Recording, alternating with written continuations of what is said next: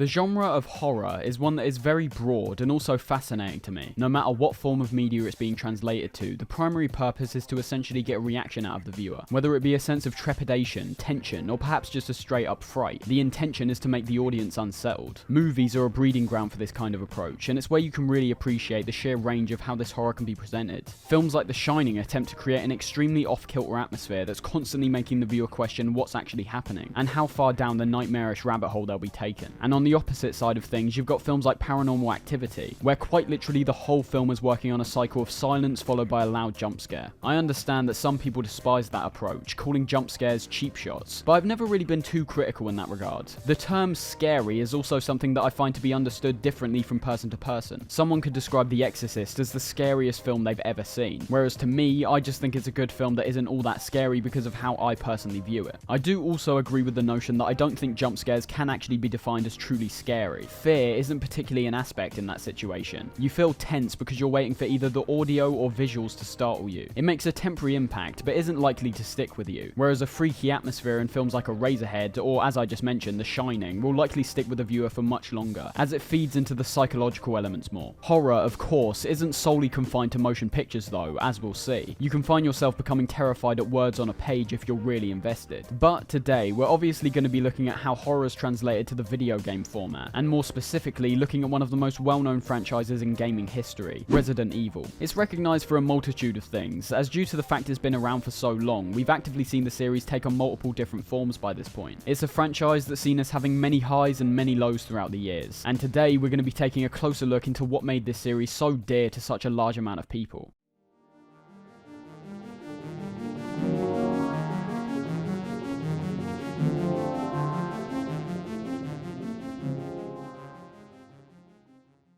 Jumping all the way back to 1993, the original concept for the first Resi was something that was considered over numerous years before development began. The two men that are seen at the helm of the game's conception were Takura Fujiwara and Shinji Mikami, both being workers at the game studio Capcom. Capcom in itself was already one of the most established companies in the gaming landscape, being founded in 1979 and primarily working on arcade games for the first leg of their video game output. These began with a couple machines known as coin-ops or medal games, a type of arcade game primarily found in Japan that mostly essentially emulated gambling, but without the idea of a cash reward, or really a reward in general. You'd pay cash to buy medals to play the games, and the only thing you'd get in return is more medals to play more games. This was a market that was tapped into by multiple game companies that we recognise today, such as Sega, Konami, Namco, and even Nintendo. Capcom's first two of these were known as Little League and Fever Chance, released in 1983, but in the following years they turned their attention to video games, creating arcade machines like Commando and Ghosts and Goblins. And it wasn't long after this point where, due to the advent of gaming consoles like the NES, they started branching out into the home video game market, seeing the releases of games like Mega Man and a home release of Ghosts and Goblins. The games they go on to release all the way up to Resident Evil were not only extremely popular, but also significantly groundbreaking. As I just mentioned, the first Mega Man is still seen by some people as one of the best platformers ever made, introducing the idea of non-linear progression, where the player can select what levels they want to play first themselves. But when the Super NES rolled round, we saw games like Street Fighter 2 being one of the most popular fighting games up to this point, and laying down several conventions that would eventually become customary for the fighting game genre going forward. All in all, Capcom wasn't a company that was just shoveling out baseline generic media for a quick profit. There was clearly a huge amount of passion soaring through the company, and by the time we reached the release of Resident Evil in 1996, there was almost an expectation that due to Capcom being in charge, there would inevitably be a mark of quality on the project. The project itself, as I mentioned, was conceived over numerous years and wasn't a wholly original concept. When Fujiwara came to his co-workers about working on the game, it was all based around translating the ideas he had with his game Sweet Home to a brand new game. With the larger status of the company itself, as well as the brand new three-dimensional potential that we saw when the PlayStation was released, it was understandable why an update may have been in order. Sweet Home shouldn't just be ignored in this, however, as although it's frequently skipped over, and by many simply forgotten in time, it's been frequently described by critics as an incredibly impactful and important game when looking at gaming history. The term survival horror is one we'll look at later, and it's one that's primarily attributed to have been created with the first Resi. But when looking at Sweet Home, we can actually see a large amount of the the ideas were actually laid here. I'd argue with only its more unknown and cult status leading people to glaze over it. I'm not just talking about the obvious things which carry over, like having the game set in a mansion and having to fight otherworldly creatures along your journey, but tons of the game mechanics are basically earlier versions of what we'll see in Resi 1. Although the game may have laid the foundation for survival horror, it's definitely more of an RPG in every aspect. You've got the classic top-down perspective, an inventory and equipment system, and multiple teammates you can take along with you as you progress. But there's this emphasis on puzzle solving, inventory management, and outright survival that we'll see is carried over pretty faithfully. Health isn't readily available and is scattered across the mansion. A mansion, which I should add, is also designed to appear like a realistic and interconnected environment, with comparisons being made to the Metroidvania category of games with how you end up revealing different parts of the mansion over time. Even smaller things like having notes scattered around to give you further insight into the game's story, and the multiple endings which can be seen here, are all carried over to Resi 1 in some form. There's just so many elements of Sweet Home that ended up causing a knock-on effect for Resi's development, and although the games do have a fair amount of similarities, it's important to distinguish that Miyakami took over the director role this time round, with Fujiwara serving as a producer. This was an intentional decision on Fujiwara's part though, claiming that Miyakami understood what's frightening. The fact that Resident Evil even got the go-ahead in the first place is pretty amazing to me anyway. I can assume Sweet Home was given more leeway due to the fact it had elements which pre-existing games already took advantage of, such as the game's turn-based combat system, but Resident Evil was being created during a period where horror games were still a relatively untouched area. There would have been horror elements in other games of course, but as Fujiwara described, he felt confident that horror games could become a genre in themselves. No matter how you look at it, this game was a big risk and could have resulted in absolute failure. But as we'll go on to see, almost every design choice in this first game creates an experience that's concise, scary, and occasionally thought-provoking when thinking about the game's design. But I'll be honest, the game does not start in a way that would make you think that.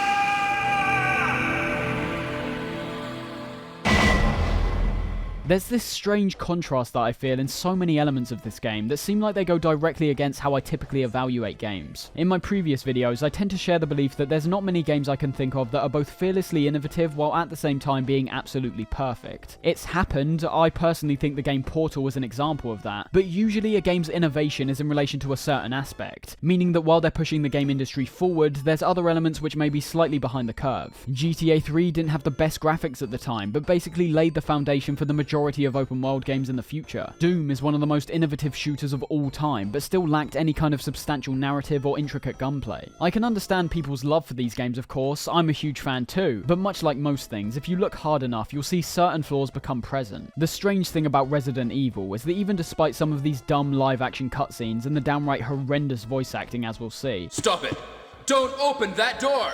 I think I can definitely still describe it as a masterpiece, not just because of the influence it will go on to have, but primarily how much it gets right on its first try. Clearly, following the model of Sweet Home presented a very clear vision for what this game had to be. So let's finally get into the game and start figuring out the elements that have been so lauded over as the years have gone on. I'm not sure this high amount of praise will be immediately apparent however, as the opening screen to one of the biggest game franchises of all time is absolutely ridiculous. This is an element of these early Resi games that has been simply accepted. There's a large amount of leeway that I think should be given to a number of elements due to the period in which this was made. We'll discuss these aspects more later though, due to the fact we'll be comparing the experiences of this first Resi game and its undeniably far improved 2002 remake. But let's just look at the intro for now. As you could tell, we're working with live action footage, which is the case for all the cutscenes here. Over time, these would have been mocked and ridiculed, but I would say for the time, people would have been quite impressed by what was presented here. The acting is awful, the visuals aren't particularly striking, and the camera work leaves much to be desired.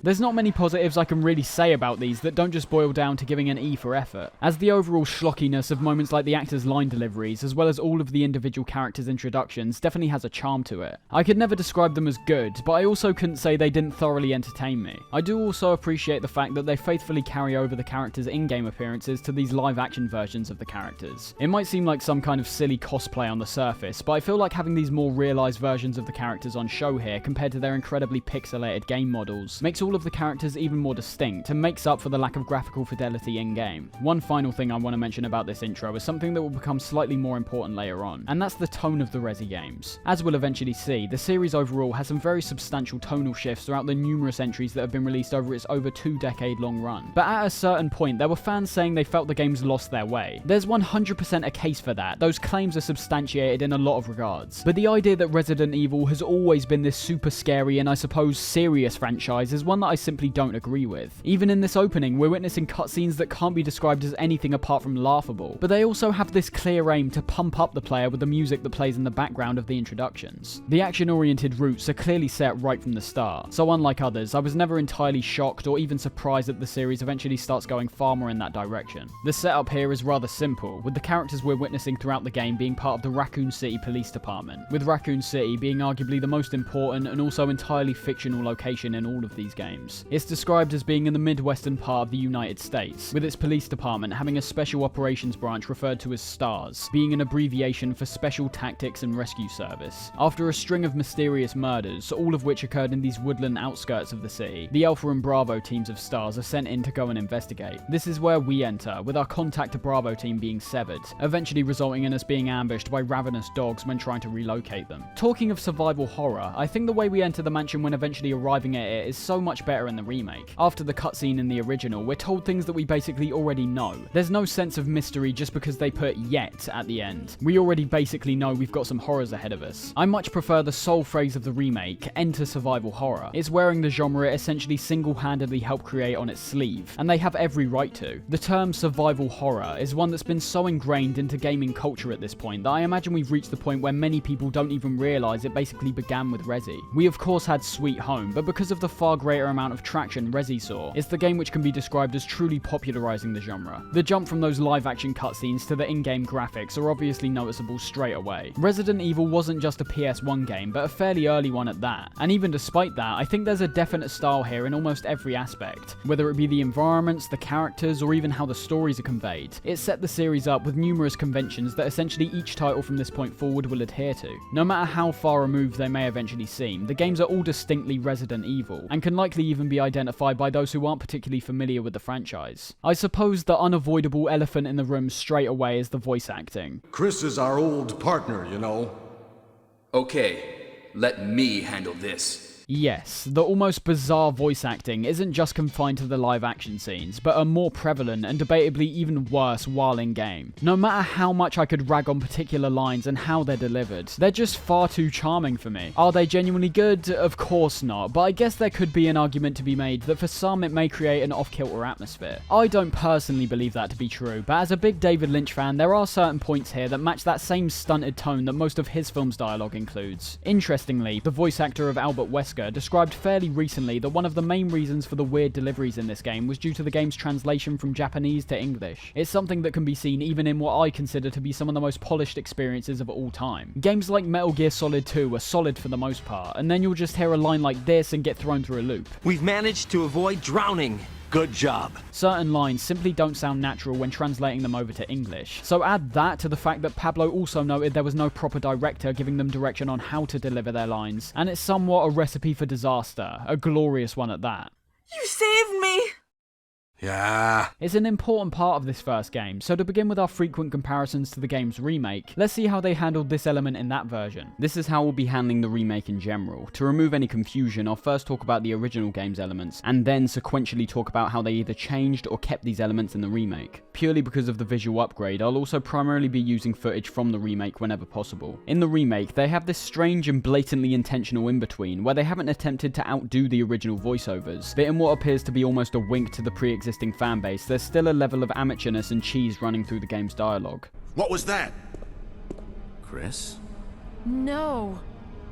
Jill, go and investigate. Chris! Chris! I think I got it.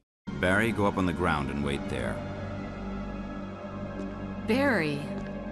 You gotta love Barry. To me, it's a bizarre inclusion to make, as although they're being somewhat self-referential at some of the previous game's shortcomings, much like the rest of the remake, you'd expect an actual improvement, not more of the same. Overall, the voiceovers in both versions of Resi 1 are dodgy, one which appears to be wholly unintentional and the other which appears to be very aware of what it's doing. The dialogue may be rather peculiar at points, and it may genuinely suck you out of the game in a way that isn't enhancing your experience, but to those who appreciate and actively enjoy the quirkiness here, it further gives a personality and distinctiveness weirdness to a game that, as we'll see, is already dripping with iconic moments anyway. Once we're done talking to our allies in the main hall, you'll be let loose to explore this mansion at your own volition. Well, within reason. At the start of the game, you'll be asked to pick between two characters, those being Chris Redfield and Jill Valentine. Unlike most games, which will simply paint this choice of if you want to be a man or a woman, here you get two separate experiences. I fret to say they're entirely different, as there's key points along the way like certain boss fights and specific events which will happen either way. But the fact the effort was put in at all to have the game play out in a variety of different ways must be appreciated, as it not only requires even more consideration towards how they can plausibly play out each scenario, but also brings a large factor of replayability, with the game encouraging you to start the game over as the alternate character to see what they were getting up to while you were playing the first time round. I do believe that's how it's genuinely being painted, almost as a different perspective of the other person's journey through the mansion. And I suppose if you want to look at it in that light, there are certain things you can pick out along the way that don't really make sense. The best example is right at the start, of course, where in Chris's scenario you'll be paired up with Jill and Wesker with no sign of Barry. It's a different setup, obviously, but it's a shame that the character of Barry is completely absent this time round. I can almost imagine his exclusion simply being a matter of not knowing where he'll fit inside of Chris's story, which just ends up with them fully cutting his character. It's not just the events that play out differently, however. Chris and Jill also have a differing number of inventory slots, as well as having specific equipment that will make certain parts of each playthrough harder and easier. We'll talk about that more when looking at the gameplay though. In the first Resi, if you end up beating the game with both characters and reaching the best possible outcome, you'll be given the closet key. This unlocks a certain door within the mansion that allows either Jill or Chris to change into an alternate costume. I wouldn't say these are anything to be truly marveled at, no matter what varying version of this costume appears on the different consoles the game was released on. Well, maybe apart from the Deadly Silence costumes, they're pretty cool. But once again, it's encouraging the player to explore every little piece of content that's on offer, and it's once again a great method to keep people playing. They aren't being rewarded with some concept art or some largely irrelevant story details. They're being given actual in-game rewards that both allow the player to personalize their character more to their liking, and also simply to add yet another thing to complete on the player's checklist. In the remake, we're also given a selection of new outfits that we can unlock by doing relatively the same thing, completing the game a number of times to eventually unlock the closet key. Naturally, you can assume the costumes are now more varied and have different styles than the originals, with the 2015 re-release of the remake even featuring the versions of Chris and Jill which we see in Resident Evil 5. Point is, there might not be a wide amount of customization, but it's there, and varies depending on both what version of the game you're playing and what console you're playing it on. And for a game that doesn't necessarily even require any of this personalization, the fact that it's actually here is once again impressive. Let's focus on Jill's scenario first, as despite not being explicitly told to you, both the unique equipment she carries in comparison to Chris, as well as the far more frequent interactions she has with characters like Barry and Wesker, resulting in us being more closely guided towards our goal. Her experience, while not being considerably easier, definitely gives the player more assistance, something which will be very appreciated for a first-time player. This is due to the fact that unlike a lot of games, you really aren't handheld throughout the majority of both playthroughs, a decision which I personally see as bold, but also an approach that was fairly accustomed for the time. The game industry as a whole during this point was still finding its footing. Tons of games that I considered to be revolutionary weren't even conceived yet, and although there was huge leaps in terms of graphics and gameplay, I think the period Resi was released in still irked the feel of games like Adventure for the Atari. With Adventure, you're given the base concept of finding a key through a series of rooms to complete the game, and I don't just find the comparison apt for Resi due to a large amount of the progression here being solely revolved around finding keys for brand new pathways. But in the case of Jill, once you and Barry split up, you're completely on your own. Much like how your objective in Adventure was to simply win, here our objective is obscured in a way, so we're basically being told to just investigate and hope to solve whatever's happening. Let's of course not skip over these opening moments though, as they easily feature some of the most standout iconography in gaming history. What I'm referring to, of course, is the grand reveal of the very first zombie we witness.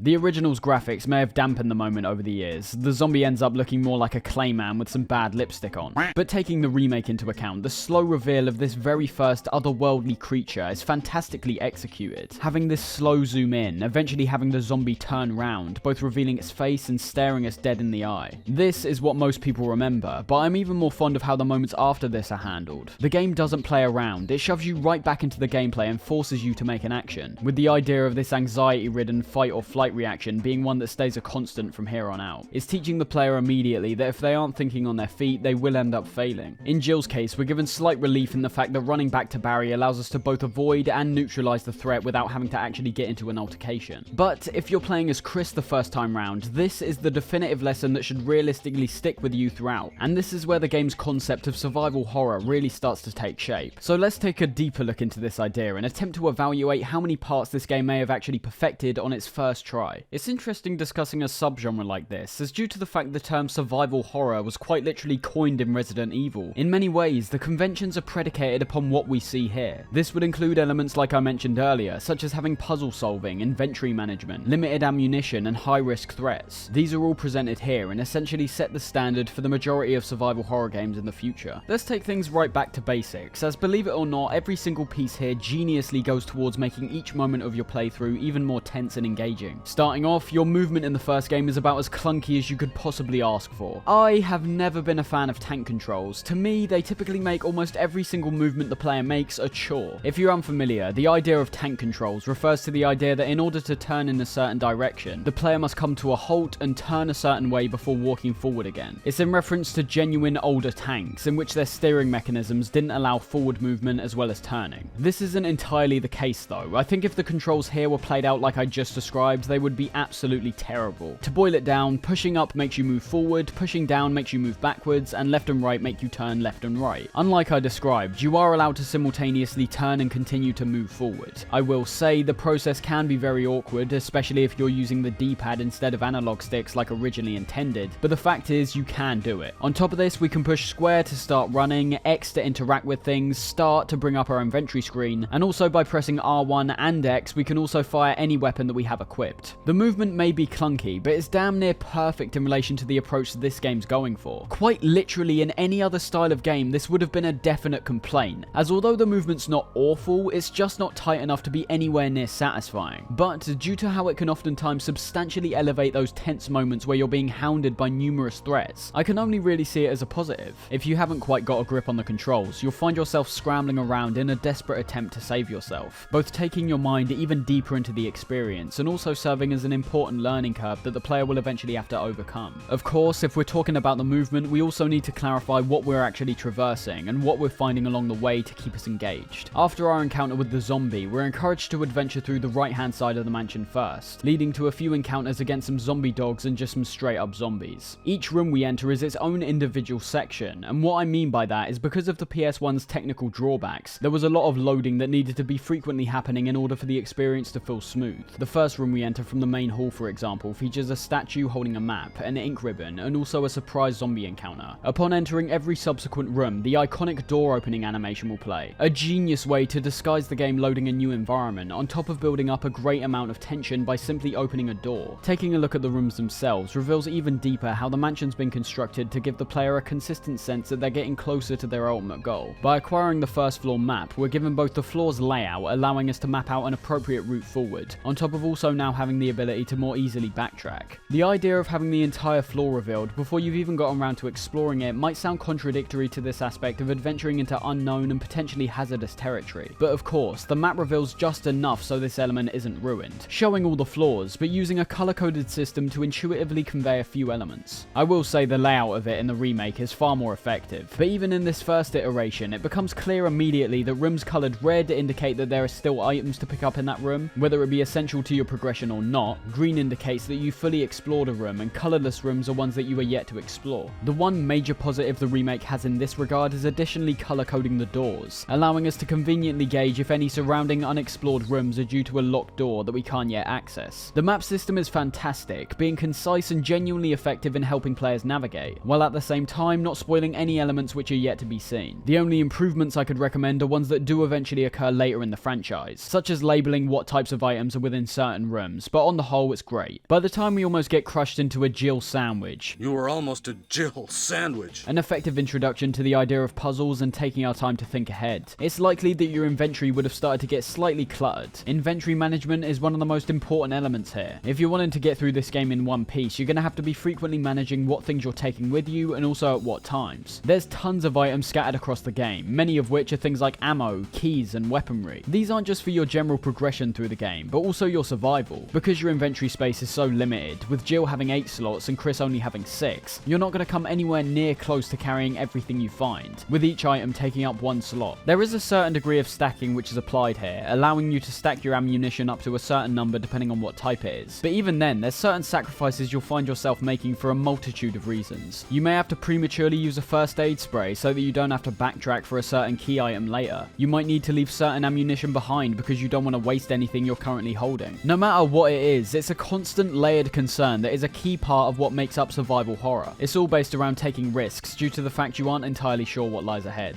It's almost inevitable that at some point during your playthrough, you'll be either kicking yourself for using a certain item earlier on when it could have been more effective later, leaving an item behind, or perhaps just evaluating your own gameplay and reflecting on it to make smarter choices in the future. It's a dangerous line to walk, as with a lot of this stuff, you're bordering both downright tedium and pure anger, but it somehow coalesces into something perfect. This is primarily because of the most important inclusion which I've failed to mention up to this point, and that's the item chest. Essentially, around the mansion, there'll be a few genuine safe rooms where you're completely free of any kind of danger, reflected fantastically with the warm and inviting lighting, as well as most blatantly the music. We'll talk about it more later, but the music in these rooms works so effectively in contrasting the overall stressful experience outside, and letting the player feel a brief sense of calm, even if it's just for a short period. These safe rooms are marked out clearly on the map, and typically also serve as a small item restock within reason. When you enter them for the first time, there'll be certain items lying around which you'll be able to utilize. And in the remake, there's also the addition of the flask and gasoline, which we'll focus on later. But even after these initial rewards, you'll also find that certain characters you're affiliated with, like Wesker or Barry, will occasionally leave a note behind letting you know they've left some supplies for you. Quite literally everything about these rooms conveys them as a safe space, an idea which is so important considering how a non-stop intense experience may be too much for certain players. Balancing those elements out with this works in both giving the player a sigh of relief, but at the same time possibly increasing an impending sense of doom for any outside threats which are lingering around. The main purpose of these, however, are to both save your game using the typewriters found inside, and also access the item chest. The typewriter is a brilliant inclusion. I love how it turns the save function into a physical object that we can interact with, and it also adds yet another factor to the game's survival horror, due to the fact we can only save by using the ink ribbons that are found across the mansion. Although not totally limited, it still reminds the player that they've got to think wisely about when and maybe even where they save. For example, if you're playing super safe and saving at every opportunity you possibly can, it is genuinely possible that you may run out of ink ribbons. In that instance, you've made your progress more set in stone and up to date, but if you're not making substantial leaps forward between these saves, it could potentially screw you over in the future. There's many instances here where you may find yourself in a tricky spot, either due to the enemies that are ahead of you or having a lack of useful equipment, so considering your saves is almost a definite must. The ink ribbons encourage the player to take risks and think wisely, but it's the multiple new threats which crop up along the way which brings the whole mechanic together, as over time the different save rooms will eventually be surrounded by more treacherous foes like hunters. It's impressive how they literally turn saving into a mechanic, and I feel like it's yet another element that is a prime example of how restrictions can oftentimes lead to far more creative ways to deal with certain parts of a game. If auto-saving and checkpoints were commonplace back then, you can almost guarantee that this system wouldn't have been put in place. And then we've got the item chest, a godsend in relation to the numerous things we'll be picking up along the way. As our inventory space is so small, offloading certain items is a must. It's just a matter of if you'll be able to reach the room in time so that saving the items will be worth it. The chest itself has such a large amount of space that it's quite literally almost impossible to fill it up. So much like the typewriter, the best aspect of these chests are once again all revolved around the level design, due to the particular unrealism in relation to the fact that all the chests are collectively linked, meaning that if you place an item in one chest, you'll still be able to retrieve it when accessing another one in a different location. We see a perfect balance between having this mechanic be fair and also challenging. It's important to note that we can't just drop items onto the ground and pick them up later. Anything apart from storing items in these chests will result in the item being lost for good.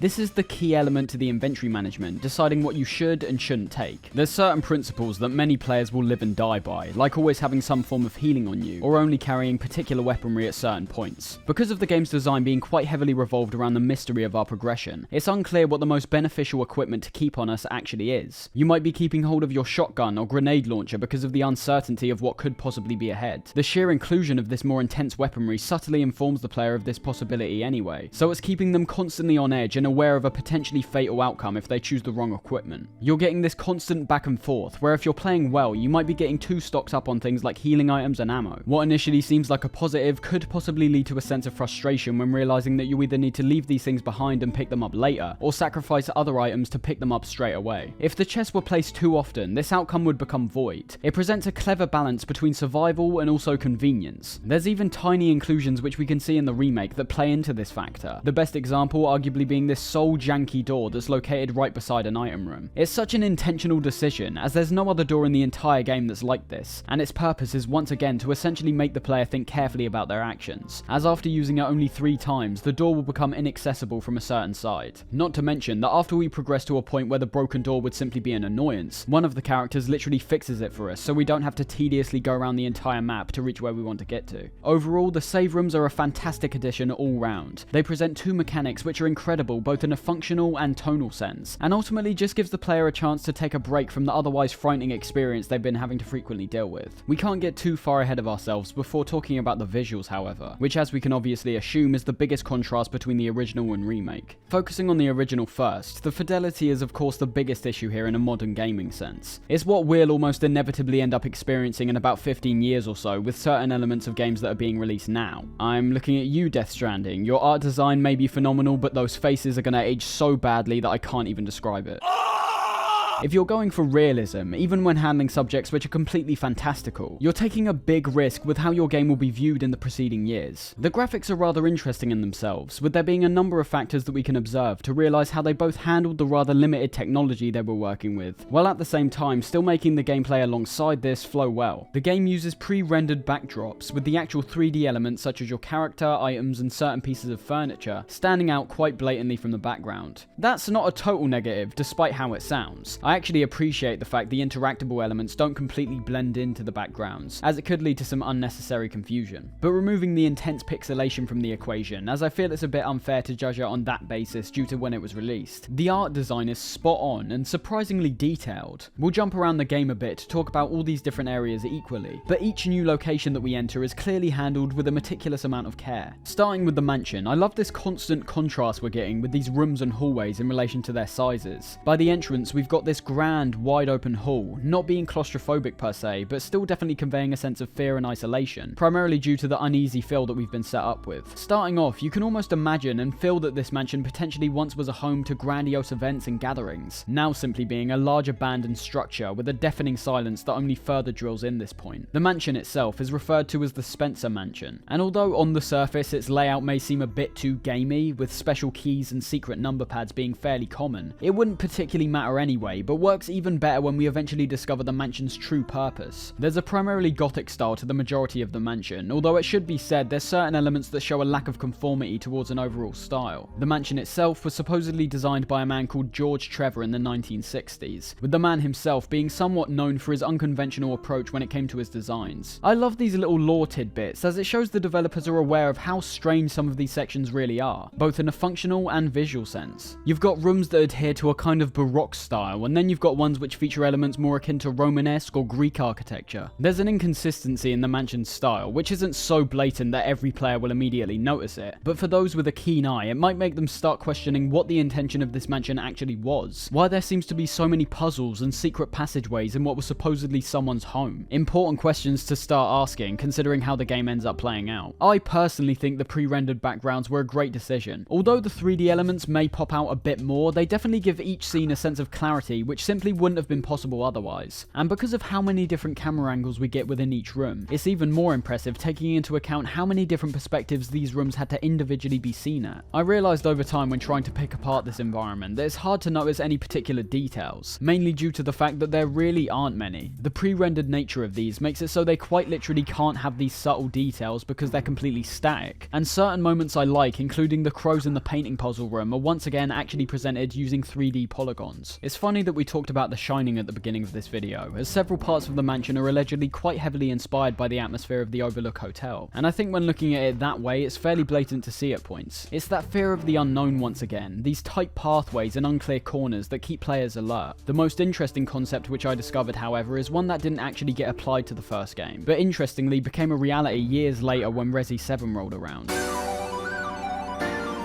Believe it or not, for a while, this first Resi was penned as being a completely first-person experience, which makes perfect sense in theory. The first-person view completely draws the player in by putting them in the eyes of the protagonist, typically making a large amount of horror games even scarier due to the fact that the feelings of being in danger and trapped in this nightmare are amplified significantly. The one game which seemed to serve as Resi's biggest video game influence, however, that being Alone in the Dark, completely changed Mikami's outlook on how the game should be presented. Much like we see in the final version, Alone in the Dark Dark worked with fixed camera angles, letting the player wander around a certain part of the room before then cutting to a different perspective when they cross over a certain point. The only issue I've ever really had is one that was basically unavoidable, with the technology making it so that between every single cut you'll always end up having a slight halt in the gameplay. Mikami was conflicted at first. He was appreciative of this type of approach, but also felt like it potentially had the effect of detaching the player from the experience. It's an undeniable sacrifice. We're no longer witnessing the actions from the ground level, but observing them from the outside perspective. But ultimately, the decision was eventually finalized when considering both how much more detail they were able to give these environments from this third-person perspective, while at the same time being yet another choice made because of the PlayStation's hardware limitations. Looking to the remake, however, the footage you're looking at being what's supposed to be the most refined version of it on the PC, is such a grand improvement upon a foundation that we've already established was amazing at the time. Unlike the remakes we'll end up seeing later on, this version of Resident Evil actually stays very faithful to the presentation of the first one. All the backgrounds are still pre-rendered, but unlike the first time round, due to the technological innovation we saw from the PlayStation to the GameCube, the console the remake was initially conceived for, everything is far more detailed, as you could assume. We can see that right from the get-go, removing the hokey but still endearing live-action intro cutscene, and replacing it with a fully animated sequence, using all the in-game models we actually see throughout the game, and actually adding some extra moments that we hadn't previously seen. This was a great change, as although it may have been impressive at the time, by keeping everything within the overall game's presentation, it ensures that no immersion is being broken. For as faithful as the recreations of the characters were, using real people simply did not reflect how all the characters looked in-game. There's also now a lot of these cutscenes scattered throughout the game, and whereas before they were using the pre-baked angles we would normally see while journeying through the mansion, now they all have a noticeable amount of style to them. It's not just the characters awkwardly talking while standing in place, there's now a clear direction to how these moments are carried out. The way we transition into these can admittedly be awkward at times, just being a straight cut to black before we're presented with this new type of style, but it's about the best way I think they could have handled them. Taking a look at the environments as well, there are just so many more details here that it would be pointless to go through all of them. However, I'll note some distinct ones that should be immediately noticeable to anyone that's already played the first game. Right off the bat, these would be elements like the lighting, where compared to the first game, there is a far greater amount of depth and atmosphere to each individual room here. The technical restraints hampered the atmosphere of these scenes pretty substantially for me, as compared to the remake, where we genuinely get a sense these rooms are being lit up by the countless lights, chandeliers, and candles that are scattered around. Everything appeared so static, and that's the case for pretty much everything here. The environment just feels more alive in a lot of regards. We can see the lightning strikes coming in from the outside, the wind blowing open windows and having curtains flailing around, candlelight flickering and moving around, on the outside bugs and mites flying around the air. As I said, it's proving how much detail can actually be crammed into the fairly restrictive confinements of the first game's presentation. It's just the fact that now they've added a large amount of animated elements to these, which makes pretty much every room a joy to look at. And if we want to talk about sheer fidelity, the game of course had to be made from the ground up. No more pixelated characters, items, or furniture. Everything now has a level of graphical fidelity where things are both subtle, yet also stand out more in the best way possible. We've skirted across several gameplay concepts so far when talking about other elements of this expansive game, so I don't think we can go on any longer without talking about some of the main threats that end up getting thrown at us, as well as how they drastically affect how the player approaches every new encounter with them. The most common and debatably most dangerous threat which we encounter throughout the game is of course the zombies, somewhat the staple of the Resi franchise as a whole. Now, unlike a lot of zombie games that we see in the future, some of those being Resi games themselves, these guys are dumb, slow, and still somehow one of the most daring threats I've ever experienced in a game. First off, the way the zombies are placed throughout the game speaks volumes to how good of a threat the developers clearly knew they were. I think a large element of why so many zombie games nowadays just funnel tons of them at you is because they aren't truly understanding how impactful it is to deal with a singular, daring threat. Every zombie placement in this mansion has a set and intentional purpose, much like most elements of the entire game. It's why I see this first Resi as one of the greatest games ever made. You can pretty much see the meaning behind every decision which is made, both in the original and arguably even more in the remake.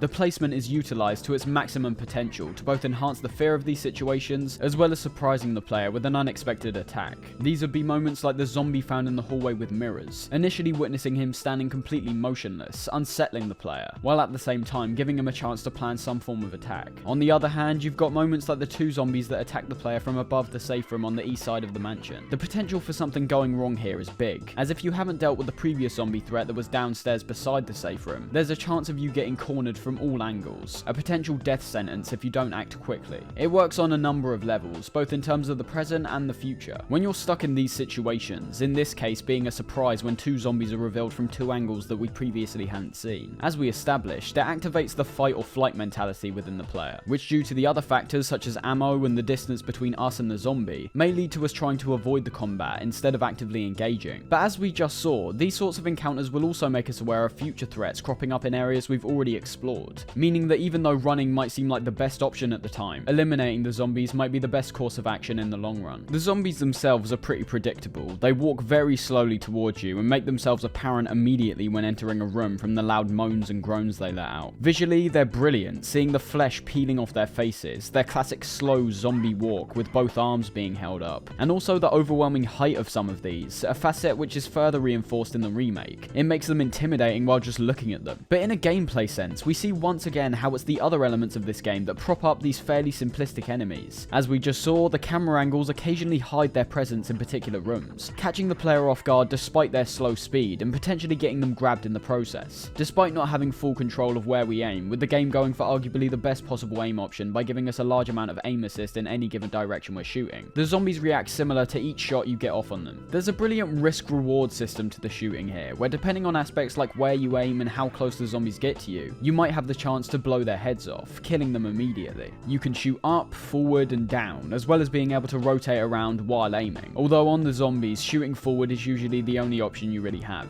There aren't a large amount of elevated objects that require you to shoot either up or down. These angles are most effective for enemies like the spiders in the dormitory section, or maybe for zombies either coming up or down some stairs. Regardless of what difficulty you're playing on, there's a reason you're usually only paired up with a few zombies at a time maximum, as these guys do not go down easy. There's a multitude of weapons we can unlock throughout the game, all of which vary in their damage outputs, which also translates to the amount of ammo that's scattered around for certain highly damaging weaponry. The most common of which is the pistol, which we're given at the start, being one of the lightest pieces of weaponry we can acquire, while also having a fairly constant stream of ammunition given to us throughout the game. Shooting zombies with this pistol can oftentimes feel like shooting out blanks. There's no pushback to your shots, which means the zombies will keep going for you regardless of how much you're shooting them. But due to the damage output being overall lower than most other weapons, it also means you'll be using up a fair amount of ammunition, which despite being more common, is still a vital resource that should be used carefully. The shotgun, grenade launcher and magnum can all obliterate zombies in 1 or 2 shots, and even if it doesn't kill them off the bat, they also have a substantial amount of knockback, which means you may actually be able to save ammo on your other weapons by giving yourself an opportunity to escape. The most important and satisfying part of eliminating the zombies, however, is the chance for a critical hit on them.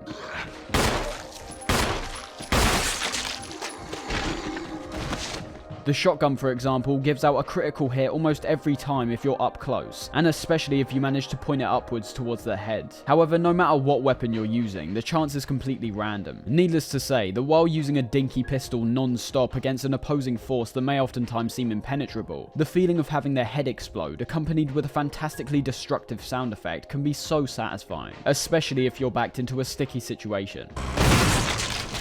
The zombies' only form of attack is to grab and bite you, as you could expect, but the damage they give out is pretty significant, once again varying depending on your difficulty setting. Once they manage to grab you, there's no escaping, you're gonna take damage, but by shaking the stick around, or as I do, just mashing every button imaginable on the controller, you will actually be able to escape faster. This is where the original and remake differ quite drastically, as in the original there was no preventative whatsoever, whereas in the remake we now have a variety of defense items we can acquire such as daggers, tasers and flash grenades, which we can use immediately to avoid all damage. It's a brilliant addition in my opinion, as although it may initially sound like it's making the game slightly easier, the amount of these you're given, much like everything, is fairly minimal. You're forced to use these in only essential scenarios, as you can't be sure if there's more upcoming threats that will more importantly warrant the usage of these. Not to mention, it also just gives a better sense of clarity to how you actually escape the zombies' grapple. Waggling the stick around is not only unclear, but can also lead to fairly unnecessary deaths simply because you may not be moving it fast enough. Overall, the zombies are a fantastic threat, and the way they're managed throughout the entirety of this game is masterful. The thing this game gets right, which many games seem to entirely miss, is that they're a constant throughout our journey, but they also haven't been placed in an overzealous fashion. By having them in set places every single time, and having the same amount crop up every single time, it makes the encounters we have with them memorable, not just working for a player's first run, but also being brilliant for repeat playthroughs, something which almost every Resi game encourages quite heavily due to the many different unlockables that can be acquired. There is an argument to be be made that random zombie placement could have brought a different approach to each run, but I think as it stands, it's still fantastic nonetheless. Looking at the mansion itself, it also becomes clear that the zombies aren't the only thing that could potentially hinder your progress, but also one of the many puzzles and secrets that are hidden throughout. Now, it's dependent on how you perceive and proceed to solve these puzzles, where they'll actually seem like cryptic obstacles or just drawn out hindrances. I was interested in what some people categorize these puzzles into, as upon searching them up on the internet, there's videos and wikis which convey moments like the green arrow tip from the remake as a puzzle. Pretty astonishing to me, considering that you literally just inspect the item and you've got it. It's not really a puzzle, more just obscuring a direct path forward. It's making the player pay attention to the items they pick up, as well as informing them that other items in the future will also require the same kind of inspection. Others, though, do require a fair amount of consideration, even requiring the player to collect items from different parts of the mansion and carry them to another part to succeed. These were more heavily expanded in the remake, partially because some of the brand new areas which were added, but there's still some direct translations, such as the fertilizer which we need to acquire to kill a plant to access a key item, as well as the armor, piano and gallery puzzles, so let's just look at those right now. Due to the mansion being fully explorable off the bat, obviously excluding the doors which are locked, you can essentially tackle all of these puzzles in any order you want. These all correlate to your main objective in this first mansion segment, with the original having you unlock certain keys and crests so that you can access the next area, while the remake has you collecting masks to eventually unlock a tomb. These approaches are basically identical, although I did enjoy the simplifications which the remake employed, having more striking visuals in terms of the underground tomb area and the masks, and also merging all the crests into one sole item that we can eventually use on a door later on. Starting off with the armor puzzle, much like all the puzzles here, I'd say they're hardly head scratchers. You can get through a lot of these simply by trial and error. That's not to say they don't require thought though. If you don't pay attention to the information you're being given, oftentimes being written in a fairly cryptic and obscure way, you could potentially spend a fair amount of time trying to figure out what you're trying to do. In the original, it's hard to even consider it a puzzle at all. There's two very obvious vents on the floor and two statues that you need to cover them with to unlock the cabinet at the end. I of course prefer how the remake tackles this one, removing the two bronze statues entirely and instead requiring us to fit 4 different suits of armor in place. Only thing is that you have to do these in a specific order, as by moving any one back in place it will also make another one move as well, meaning forethought and remembering which ones move certain other ones is vital. Strangely, this rule doesn't apply to the gallery puzzle, with me appreciating the original's take on it more due to the closer amount of attention you need to be taking. In both instances, we're pressing buttons under certain paintings to unlock yet another item. However, in the first one, it requires us to read all the different descriptions of each painting and connect the dots in our heads to identify that we're pressing buttons in the ascending order of age. This isn't the case for the remake, now being very blatant in its presentation by having different coloured lights shining at each painting. The solution becomes unignorable once you observe the final painting, having 3 distinct colours on 3 objects which we simply need to reflect in all the paintings in the room. Again, fairly simplistic, but I do at least like the addition of the crows which linger around the room, not only providing quite a tense atmosphere, but also a straight up consequence by attempting the wrong solution. Finally, the piano puzzle was one that's exclusive to the remake, although it's a process which is still emulating an idea from the original, just in a more intricate fashion. This requires us to find some sheet music from around the mansion and play Moonlight Sonata to unlock a secret passage to a golden emblem. When placing a decoy in its spot, we can then place this over a fireplace in the dining hall, which then gives us access to a clock in the same room. Another puzzle where we need to set the hands in the correct spaces until we eventually unlock the shield key. In both cases, the shield key gives us access to a boss room in which we're given either the final crest or final mask. See what I mean? It's the exact same purpose but drawn out in the remake, which amazingly doesn't feel drawn out at all. Because it's so well crafted, the entire puzzle solving process in fact just feels more fleshed out, not like there's this brand new annoyance in the way. Let's not just skip over the snake boss though, actually referred to as Yawn, which despite not being awful in my opinion, is definitely clunky due to a number of reasons. On the run up to this boss, we stumble upon one of our teammates called Richard, who's been bitten by the snake and is near death. This is where we're given the option to backtrack and locate some serum to save his life, something which can actually be succeeded if we do it within a short time period. The interaction we have here is hilariously awkward in each version. Whole place is a killing zone. There are monsters. Jill, here's my radio. You should keep it. I'm But the more important part is that if we end up saving Richard, he'll end up assisting us in this boss fight. Not anywhere near essential of course, but if you're focusing on ammo conservation as much as possible, it should be noted that this boss can be beaten without firing a single round if you save Richard in time. Yawn itself is a daunting figure in the original and remake. It's the first time we've seen any alternative threat outside of the zombies and dogs up to this point, and the most likely feeling the player should be experiencing is both fear and intrigue. It's clear that we're going to have to take this thing head on. Avoiding it is not an option, so it forces us to act quick and try figure out an appropriate way of taking out this unknown threat. Luckily, just like every enemy in this game, pumping sheer lead into this thing is the easiest way to put it down. A perfect chance to use some of your more dangerous weaponry which you've likely been conserving up to this point. My main issue is that it's less of a boss really, and more just a slightly more powerful enemy. Visually, it's a nice switch up, but in terms of its attacks, there's no different phases or particularly anything to memorize really. This definitely isn't the kind of boss you'd see in FromSoft games, for example. The most it does is pursue you, spit acid, and try to bite you. Those two attacks both giving you a poison effect, which will slowly drain your health until you use a blue herb. I will say though, the remake is a much more satisfying fight. It's more of a spectacle obviously, but I also thought it was fairer. In the original, Yawn has the tendency to coil itself around you, whereas in the remake it oftentimes moves around the room more freely, at least giving you a chance to prepare for another attack. The coiling makes sense in terms of it being a snake, but at the same time this can also lead to you getting trapped in a stun lock, with no opportunity to escape and definitely no opportunity to attack.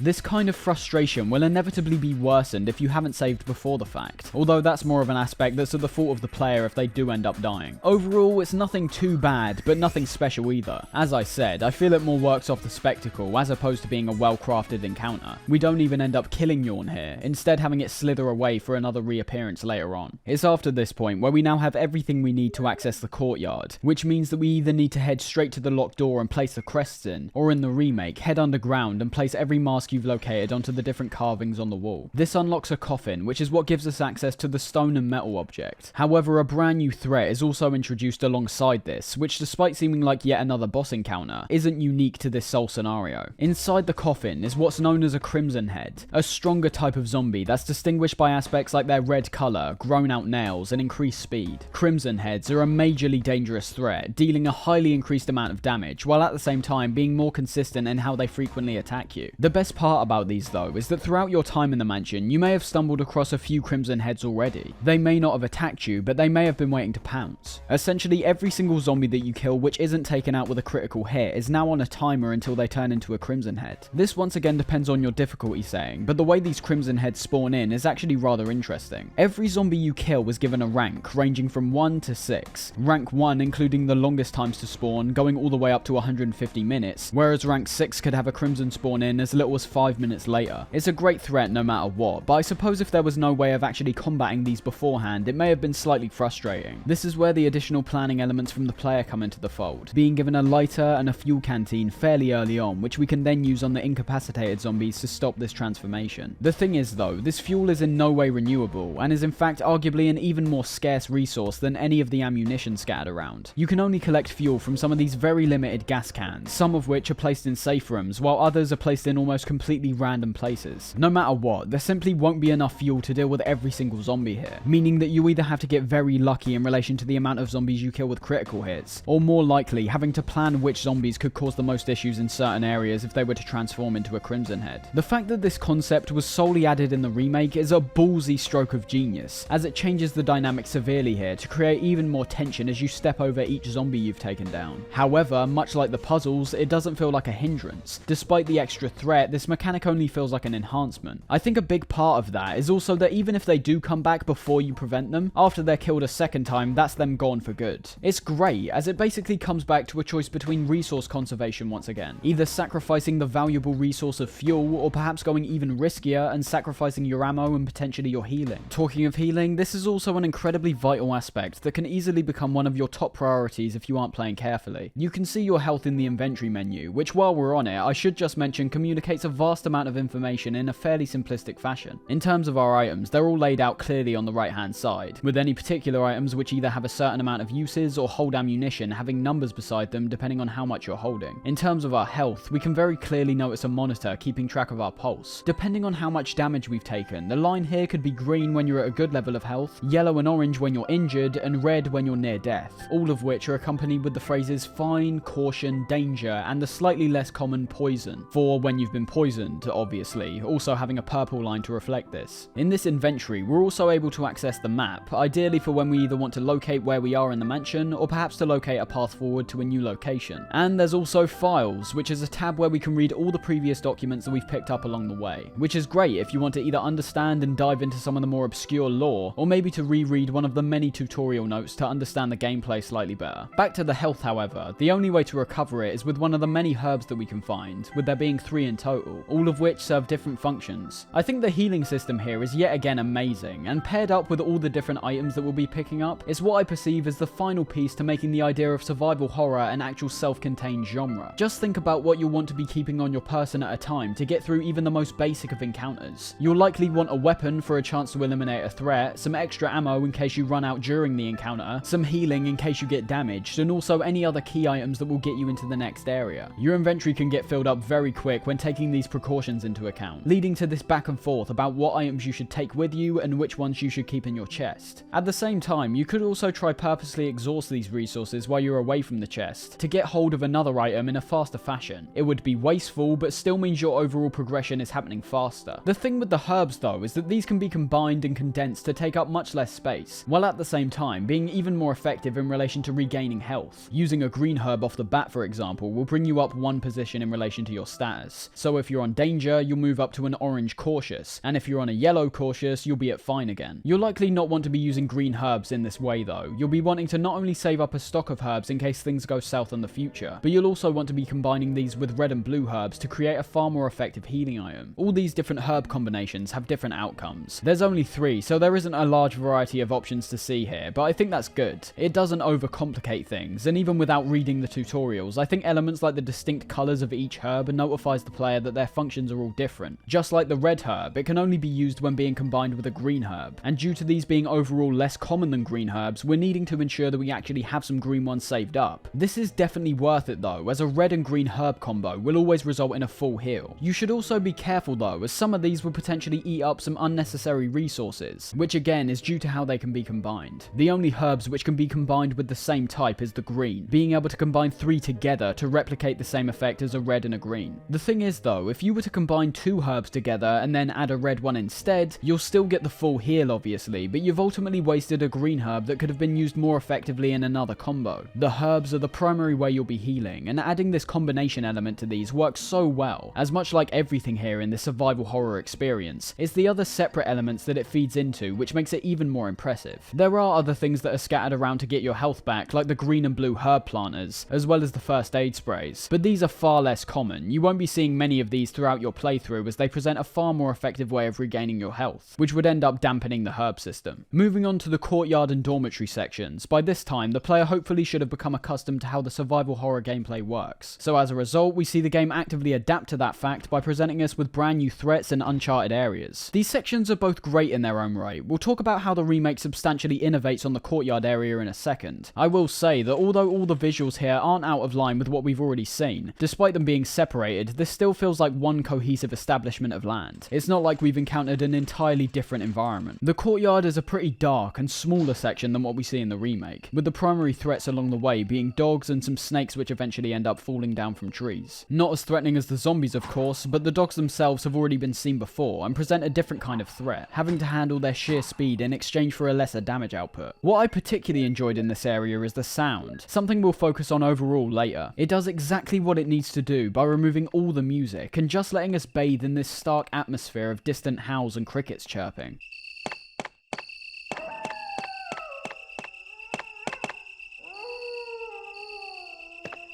I think it's so important to break away from the constant music we heard in the mansion. It establishes this as a transitionary moment, almost keeping the player in stasis as they make their way forward to the next substantial section. Much like how I feel about the dormitory, the level design here is a lot more linear in my opinion. You're having to progress through set paths, with moments like lowering the water so that you can cross over to the next section being clear examples of this. There's no alternate way round. The only way to go forward is by using the crank. This definitely isn't a criticism, more just an observation. Remember, holding Holding anything up to the mansion segment, in my view, is comparing something to one of the most well-designed maps I've ever experienced. This transition which I referred to is also reflected in the visuals here, straying away from the large amount of wooden structures which we saw in the mansion, and now having most surfaces covered in stone, oftentimes having overgrown vines and moss covering them all to show how worn down this environment is. The remake, however, presents a grander courtyard, one with an entirely unseen path from the original, including a puzzle where we need to set a couple dog statues in place using weather vanes, and then a strange cabin located far out into the woods. This is one of the most distinct changes that most people point out when looking at the remake, and that's the character of Lisa Trevor. When exploring this cabin, we eventually hear the sound of a door closing, and proceeding to leave, we get knocked out by some kind of creature. We awaken, still in the cabin, and are greeted by Lisa Trevor, a bizarre mutant figure who arguably looks the most grotesque out of all the creatures in this game, perfectly feeding into her story, which we can discover after more investigation. Out of the few notes we find throughout the game pertaining to this character, we discover that Lisa is in fact the daughter of George Trevor, the person I mentioned earlier who was actually the architect of the mansion. Lisa and her mother Jessica were planning on staying at the mansion for a while as they waited for George, who caught up with other work. But after arriving, they were detained, where they were eventually experimented on with different types of the progenitor virus, resulting in Lisa's malformed state, being kept in the Spencer mansion for the rest of her life up to this point, where she spends her days yearning for her mother, Jessica herself being executed when being considered a failed subject. Bearing in mind, Lisa was only a child when being experimented on, many people see this as one of the darkest tales ever to be told in the Resi franchise, all of which, remember, can only be seen in the remake, once again reinstating how important it is that you don't just play the PS1 version of this game, as there is so much more to discover. The cabin itself does also hold some key items required to proceed, but realistically, if this wasn't here, no one would bat an eyelid. The items would simply be placed in their original locations. The fact it is here, though, has to be praised. There was no need to introduce this brand new character, but by doing so, they end up creating easily one of the most distinct figures in the series. Onto the dormitory. I'm overall not as fond of this entire section as I am with the mansion, but that's almost a given. If it hasn't been made clear by the footage, this is where we really start going behind the scenes of this operation run by the titular Umbrella Corporation, the creators of the T-virus, and the ones who are held primarily responsible for the future zombie outbreaks which we'll eventually see. As I said earlier, zombies are far less common in this area, instead getting some stranger inclusions, which while still being outlandish like the zombies, don't fit in as well as them in my opinion. I understand the want to vary up the experience somewhat, but the jump from flesh-eating zombies to spiders, sharks, and plants is pretty grand, even if they do fit into the same bracket. The spiders are quite threatening in the original, pursuing the player quite closely at all times, and attempting to either bite them or spit acid at them. In the remake, however, they have the tendency to just wander around though, not being particularly threatening at all, and the fact they climb around the walls so much may even make them look like they're part of the scenery. They are still a threat, of course, just not one that's a significant concern, especially because even when firing at them, they can be knocked over pretty easily, giving you an easy opportunity to wipe them out while avoiding all damage. The sharks are located further into the building, where the front of the Spencer mansion really starts to get exposed, with the underground looking more like a high-tech testing facility instead. Along the way, there are some puzzles that we can partake in, but unlike before, these aren't necessary to progress forward. The number pad located outside the chemical room is one of them, a type of puzzle that while being effective, I didn't enjoy that much. There's a set code to enter, of course, it's not entirely random, but I think most players would have just found themselves randomly clicking buttons as an attempt to turn on the lights, something that with 9 numbers can seem like an impossibility. Clearly, the remake devs thought this too, replacing it with a far less convoluted yet still potentially tricky puzzle, by instead using 3 different symbols that we need to correlate with a number, which if the player was being observant in the room with spiders, they would have noticed several coloured lamps scattered around, as well as the numbered pool balls on the upper level of the room. There was a key difference to this chemical room though, which is another reason why playing as Chris is an overall more difficult experience, as when playing as Jill, we can take the numerous chemicals from around the room and concoct something known as V-Jolt, a chemical we can use while traversing the shark room to completely avoid an upcoming boss fight, whereas playing as Chris, he'll simply exclaim that he knows nothing about chemicals, meaning that we can't create the solution. That's just one of many reasons first-time players may have a much harder time when playing as him, but we'll focus on that when talking about his own path later on. Out of all the things the remake does to remove both minor and major frustrations which the original occasionally had, I don't understand why it leaves in things like pushing the boxes to access the aquarium area. This kind of stuff really stands out to me despite seeming so forgettable, as it's not just a firm stop to the player's flow, but it's completely unnecessary as well. Why couldn't we just head forward? There's nothing that gets done with these boxes before or after this point. There's literally no purpose to what we do here. That's something else which gets changed substantially. In the original, the sharks are laid out in a box room, being so open and spaced out that admittedly the first time I made my way through, I hardly even knew there were sharks in the room, apart from a cutscene which played. place. Not to mention that all we do here is flip a switch and the sharks are done. We can acquire the key to one of the dorm rooms and we're on our way to the boss fight. The remake turns this into a full-blown set piece, changing the room into a ring, feeling way more claustrophobic and dangerous, while at the same time being more visually striking to boot. The process of eliminating them is more in depth as well, having to go through this whole process of pressing buttons and flipping certain switches to remove all the water from the tank, all made maddeningly intense from the incessant sirens and crashes from the sharks against the room's window. One thing I didn't mention was the bees that try to attack us in these parts, and that's because I really don't think they're anything to talk about. They're such a minor and, to be honest, annoying threat that puts you at more risk of wasting time instead of anything in relation to your health. And before we head into the fight against Plant 42, let's take a moment to appreciate the sound here in all facets. Resi 1 might have one of the most effective soundtracks in gaming history, being able to strike the player with numerous differing emotions with the subtlest of things. There's a large majority of your playthrough that will be spent in pure silence, where quite literally the only sounds you'll be hearing are the movements you're making.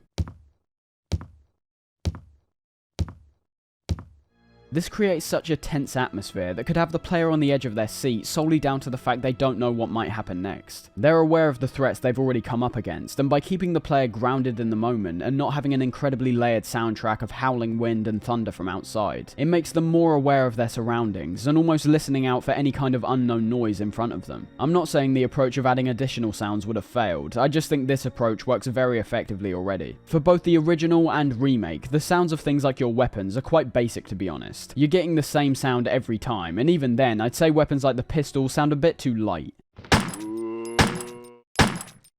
Again, potentially working from the angle that the pistol in particular can sometimes feel useless, but I would have much rather taken nicer and more varied sounds compared to what we have. That is really the case for most of the bullet-based weapons in the first one. They sound too flat to me, and the sounds actually end up overlapping between a few of the weapons, which I can only assume was a technical drawback. Although I will say, I do still really like how the grenade launcher, flamethrower, and rocket launcher sound.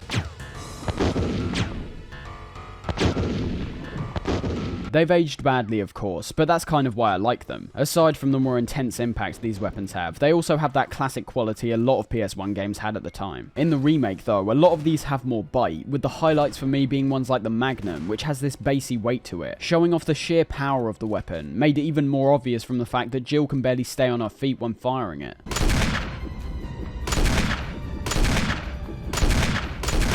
Staying on the remake, the environments are also given so much more personality from the fact that they actually do take the approach which I talked about earlier, and add more sounds in a lot of these parts. This becomes most prominent when we're on the outside, with there being this almost haunting cavalcade of wind, while at the same time being able to barely distinguish these terrifying moans coming from the distance.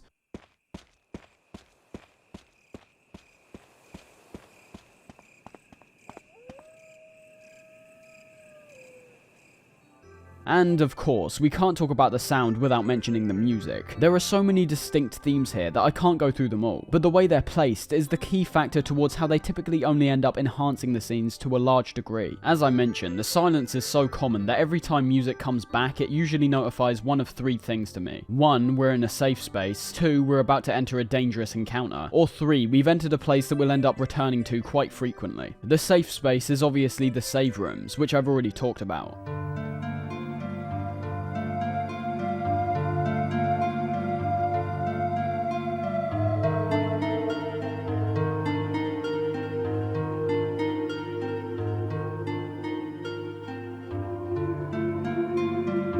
But when the music starts to ramp up during moments like the Yawn boss fight, or perhaps more subtly when traversing the hallways with mirrors, it's almost telling the players they're not safe and should keep their guard up.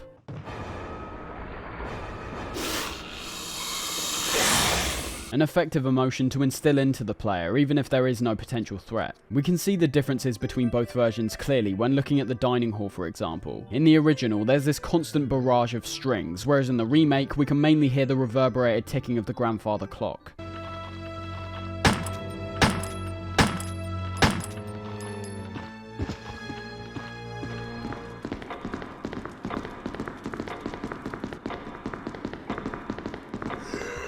It's up to you which approach you prefer. In my opinion though, the remake's removal of the music does end up making scenarios like this quite a bit more gripping for me though. It's once again the idea that something could potentially happen to almost strike up the music again. With this being the first and debatably most iconic Resi game, I'd say there's a lot of sounds that over time have become exactly that, iconic. I've heard people talk about the subtlest things in pure joy, the sounds that are heard in menus, the sounds that doors make when opening. One for me would be every single zombie moan and groan. It's so distinctly Resi for me. The sound is such a vital, yet understated part of this game, whereby having restraint in relation to all the sounds that are presented here creates a very unique atmosphere. On to Plant 42, a boss fight that I found to be rather messy in both iterations here. For Jill, we of course have the option of completely avoiding it, as by using the V-Jolt on a set of tendrils located nearby the shark room, Barry will burst into the room after we're grabbed by the thing and kill it for us.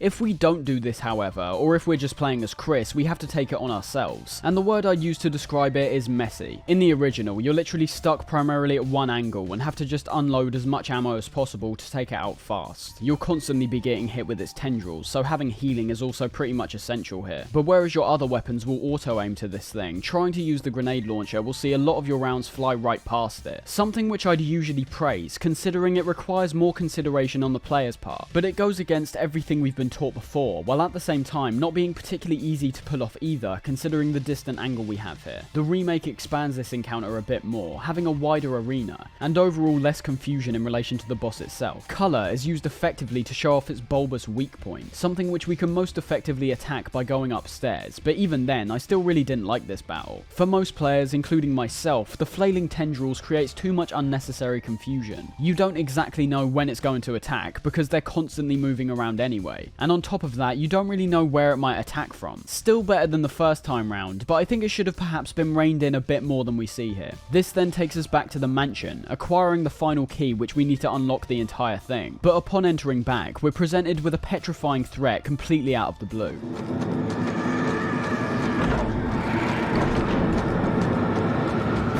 This would be the Hunters, a reptilian-type creature that essentially replaces the zombies in the mansion. And unlike their slow, brain-dead counterparts, the Hunters are incredibly fast, as well as highly damaging. I love the cutscene that leads up to this, as it not only gets straight to the point with this first Hunter appearing directly behind you, but perhaps a more subtle thing I noticed was how it reflects their speed in this, bursting through the area in several of the doors that we just entered at a breakneck pace, while we traversed all of these in a fairly slow fashion. The biggest thing I felt here was that despite these guys being intimidating, I'm not sure they're all that scary. Fear's obviously quite subjective, but these guys tap a lot more into the action part of the game. The main threat is not getting killed by them, whereas in the opening hours, the fear I had against the unknown entity of the zombies was much greater, as I didn't really know their potential. These guys can definitely still give you a fright though, being the first enemy in the game to burst out of rooms, jump through the air, and swipe their arms wildly at you multiple times just to take you down. The key we ended up getting after Plant 42 unlocks a couple doors which end up giving us 2 books, where after inspecting them gives us 2 medals which we'll eventually use to gain access to the penultimate section. One of these, however, takes us to the second boss fight with Yawn, but funnily enough, the difference between both versions here is that they swap the 2 rooms that you fight him in, and ultimately in the remake's case, I think it works much better. The second fight against Yawn in the original was basically the same, although I noticed Yawn appeared to be slightly more aggressive with its level of attacks, which ultimately was my only issue here. The arena we fight in compared to the first battle was a lot more open, which might sound initially easier, but I found Yawn also has the tendency to wrap itself around you, once again keeping you locked in place, with not much else to do than either fire at any chance you get or just get trapped in a stun lock again. The remake turns this room into a puzzle instead, still giving us the medal, while at the same time transferring Yawn to the completely redesigned library room instead. A far more fitting combat arena, where we can now pull off actual strategies like leading Yawn around the bookshelves to hopefully get a good shot off before leading it round again. Nothing too special once again, but I still enjoyed this battle a lot more than the original version. The ultimate goal to access the lab section is to finally gain both medals, something that can only be achieved by backtracking to the courtyard section and using the crank once again, unlocking a secret passage underground. I think this area looks very ugly in the original. The texture work really has not aged well at all here, and makes almost every part of this section look the exact same. They occasionally fall in the pit hole here too, with having an overabundance of the hunter enemy, and I'm not sure where this really came from. In the opening section, the zombies were handled really well. There weren't too many, and the balance they presented was spot on. Here though, and occasionally in the mansion, they fling so many of these at you that for me it became quite tedious. It's almost like that mentality a lot of arcade and NES titles had, where they would ramp up the difficulty significantly to prolong the game's length, or in the case of arcades, to make people pay for another continue. It just doesn't need to be here though, and it's not helped by the fact the hunters' attacks are so fast they can oftentimes get you in a position where you can't attack back in time, perhaps getting a few possibly fatal hits in while you're aiming your weapon. The remake once again reins this aspect in, with the objective here being entirely different too, due to them wanting to wrap up the Lisa Trevor situation appropriately. We spend a lot less time within the caves themselves, instead having them separated with another moment where we meet up with Barry, a character who's been mysteriously reappearing throughout the game and constantly showing betrayal towards us, in which he does it again by leaving us completely alone when we could have tackled the oncoming threats together. Before that though, we have to traverse through these tight cave passages, being littered with multiple boulders which serve as traps. They were slightly too obvious to ever catch me truly off guard, but I still like the idea of having to quickly think on my feet and move out the way of them. The biggest enemy we come up against here is our battle against the giant spider, known as Black Tiger, which really just comes out of nowhere behind a completely random door. I can see why they always let you leave these encounters to begin with, and that's a good choice. With the game being so heavily based in resource management, it's not always definite the player will be equipped for this kind of encounter, and in the case of the remake, they handle this especially well by placing an item chest by the typewriter, something which is puzzlingly missing from the original despite the boss being in the exact same spot. The boss itself is about as you'd expect, it's just a bigger and more ferocious version of the spiders you've already been fighting previously. It has all of their attacks, and the only real difference is the fact that it doesn't get stunned at all, meaning that your positioning is key here when deciding when and when not to get some shots off. In the remake, the rest of this part consists of a lot of pushing things around, whether that be in a short puzzle where we need to rotate and move a statue into the correct place, or eventually when we make our way down to an elevator and have to push a crate into a crusher to gain access to a flamethrower. The very small puzzle in between, where we have to match the correct numbers up on the cylinder, gave me an overall appreciation of how they handle puzzles overall in this game. As I mentioned before, for me personally, they were never head scratchers, but at the same time, I can also acknowledge that I was somewhat taking for granted how well these work in terms of the game's pacing. Just imagine for a second if all of these weren't here. Everything from the small puzzles where we're interacting with items in our inventory to ones like the gallery. We'd spend the entire game shooting things and wandering around, which still would be a good experience just because of how solid everything already is, but I feel like it would get somewhat repetitive and also result in a much shorter experience, something which would become a genuine issue due to the fact most of the earlier games are actively aware of their tight length, even setting out achievements for the player, seeing if they can do things like beat the game within 3 hours, or complete it without saving or accessing the item chest once. Bearing in mind too, I've already played these games, although the solutions might not be stuck in my memory beforehand, for a lot of these, I definitely had a sense of recollecting what I did the previous time I played. It's a genius balance that might not work perfectly when replaying the game as all the mystery is pretty much removed, but it's segmenting the combat and at least giving you somewhat of a breather, as well as having no matter what you earn from these be genuinely rewarding, with everything from key items to some ammo all being key to your progression. By the end of this section, we end up all the way back to Lisa's cabin, of course this part being completely exempt from the original. In that version, we head straight up to the fountain where we can then place our 2 medals, whereas here we get even more insight into Lisa's character, as well as getting the final part for the second emblem, the other part being found inside a room which is unlocked with a unique one-use key found inside a locked box. The puzzle on that being one that I found particularly good, having to match up all these irregular shapes to once again create the shape of an emblem. This basically takes us to the final lab section, but where the remake differs once again is our battle against Lisa Trevor, and a rather underwhelming one at that, to be honest. Lisa Trevor is arguably the most well set up threat we see in this game, and for me that even includes the ultimate betrayal we'll see in a second, as the difference in this case is that unlike Wesker, we see Lisa significantly more times throughout our journey, and adding the storyline that coincides with her character, I think she deserved more than just pushing some concrete blocks off a ledge. I wouldn't say it's unsatisfying really, I just know there could have been more potential here. The addition I do like, however, is the interaction we have with Barry down here, as well as what can happen to his character if you don't beat Lisa in a reasonable amount of time. With Jill finally taking Barry to task, you're given the option to either confiscate his weapon or give it back to him, working really well in a story sense. Even though it doesn't change how the narrative plays out, I still like the fact we've got the choice over whether to trust Barry at this point, with him giving us further assistance in the fight here by distracting distracting Lisa with his shots, giving us a much easier time when pushing off the concrete blocks. The lab section is easily the shortest and smallest area of the game, although I understand with us being so close to the end they want to start wrapping things up. Presenting us with another expansive and intricately designed section could have resulted in the player feeling exhaustion at this point. The idea has been hinted at subtly throughout the game, but this is the final straw in relation to how the whole Spencer estate has been a front for these experimental tests which took place in these labs, with all the zombies we go up against now appropriately having all kinds of lab gear and glasses on their person. Something clearly went wrong here, which led to the zombie infestation on the upper levels. I do think in this section particularly, your surrounding environment, the notes and the puzzles which coincide with these are very stellar, and I'm mainly talking about the computer we have to interact with here. You need to access this to unlock a couple locked off sections, and I always really like the layout of the computer here, and how we interact with it. Even by just flashing the Umbrella logo on the screen as we log on, as well as the high-tech interface, it's telling us that the Umbrella Corporation is serious business. We can assume they're likely one of, if not the only company in the world to be experimenting around with bioweapons as dangerous as the ones we've already seen. And although the Resi games are in no way associated with any kind of real-world insight for me, it did make me relate these ideas to the real world. The ideas are all simplistic, basically boiling down to ideas like the Illuminati and the unknown higher powers that allegedly call the shots in relation to the government and the world's economy. But I'll be real, I don't think that's what this or any of these games are really going for. These games are not very smart at all. Comparing them to game series like Metal Gear Solid makes them borderline stupid, but that's absolutely fine. There's nothing wrong with just wanting to pursue a self-contained story. Just a minor thing I want to mention too, whereas both interfaces are fairly similar, I did really like having this first-person view that we saw in the original, where we actually see our character type on the keyboard. We get presented with a couple new creature types in this final section, one of which being a standard enemy and the other of which being a boss. The Chimeras are one of the most skin-crawling enemies to be featured in any Resi game for me. Their insect-like appearance being paired up with a fully formed and fleshy body is already unsettling, with several spiky arms protruding out of their person, all being covered with hair. But the fact they're incredibly agile to boot, climbing on walls, ceilings, and even diving through vents to come after you can be very shocking and sometimes very freaky. Not to mention, these guys are one of the most powerful enemies in the game, even being able to instantly kill you if they manage to grab you when attaching themselves to the ceiling. Our main objective here is to finally escape this nightmare, requiring us to collect some fuel and transport it to a storage unit to power up an elevator. That's only really the case in the remake though, presenting an entirely different challenge from the original where we can just turn on the power while making our way through a few rooms crawling with chimeras. Although it could be a much more difficult challenge, I still really like the idea of having to transport this fuel ourselves to get the power back up, as it ends up restricting us due to the fact that running while holding the container could potentially result in it exploding. This means that you'll either want to be preemptively eliminating all the chimeras to avoid this fate, or take the risk and charge headfirst into them at the slowest pace imaginable. It's in this area where we can actually end up activating the good ending too, that also being the true ending, something which is only possible by discovering Chris and releasing him from the cell he's being kept in. This is exactly the same on Chris's playthrough too, reversing the roles and having Jill locked up instead. However, if you weren't exploring the mansion earlier to its full potential, you'll likely end up skipping right over this possibility. This is because to unlock the cell, we need to input 3 MO discs into 3 terminals scattered around the labs, 2 of which are found in the labs themselves, with the other one being found all the way back in the mansion in the tiger statue room, where we'd have to place the correct diamond into one of its eye sockets to acquire the disc. In reality, it really doesn't change anything all that much. These endings are in no way vastly different from each other, just showing the character you're playing as escaping the mansion with any of the characters you manage to save, with there also being the possibility of escaping alone. Before we get to that though, we first meet up with Barry and finally discover Wesker at the heart of the facility, being the true villain of this game, and in some capacity the overarching villain for a large part of the franchise. Well, what do you know?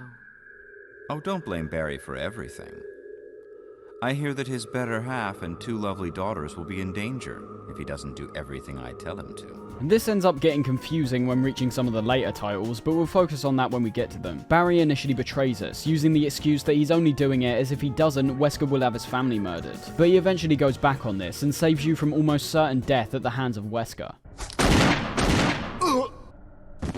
The twist itself is good, I suppose, but that's only really because we don't have any real concept of Wesker as a character here. We hardly see him throughout the game, so the idea of him being behind this was never unplausible. It's something the player might not have even considered, as he's just not around enough. It would have been more impactful if he was set up to the degree characters like Barry are. His constant betrayals throughout the game has us constantly questioning his motives, making the turnaround he does even more impactful as a result. This is where we're introduced to the Tyrant, a superhuman, malformed creature who we have to take on in this tight section of the lab. This boss fight's fine, if a little on the easy side of things due to how slow it walks around, and also the fact it only takes a few shots from your grenade launcher to take it down. But it's after this where the facility enters a self-destruct mode, something which will initially instill a sense of urgency into the player, even despite the fact we can wait around as long as possible and never be caught in the explosion. This is our chance to tie up all loose ends before we escape up the elevator into the helipad, where the biggest traitor, Brad, is waiting for us. The guy literally flew away at the start. If he just came back, none of this would have happened. No matter what, we end up fighting the tyrant a final time here, being given a rocket launcher halfway through, where one good shot will lead to this immensely cheesy but also wholly gratifying explosion of the tyrant.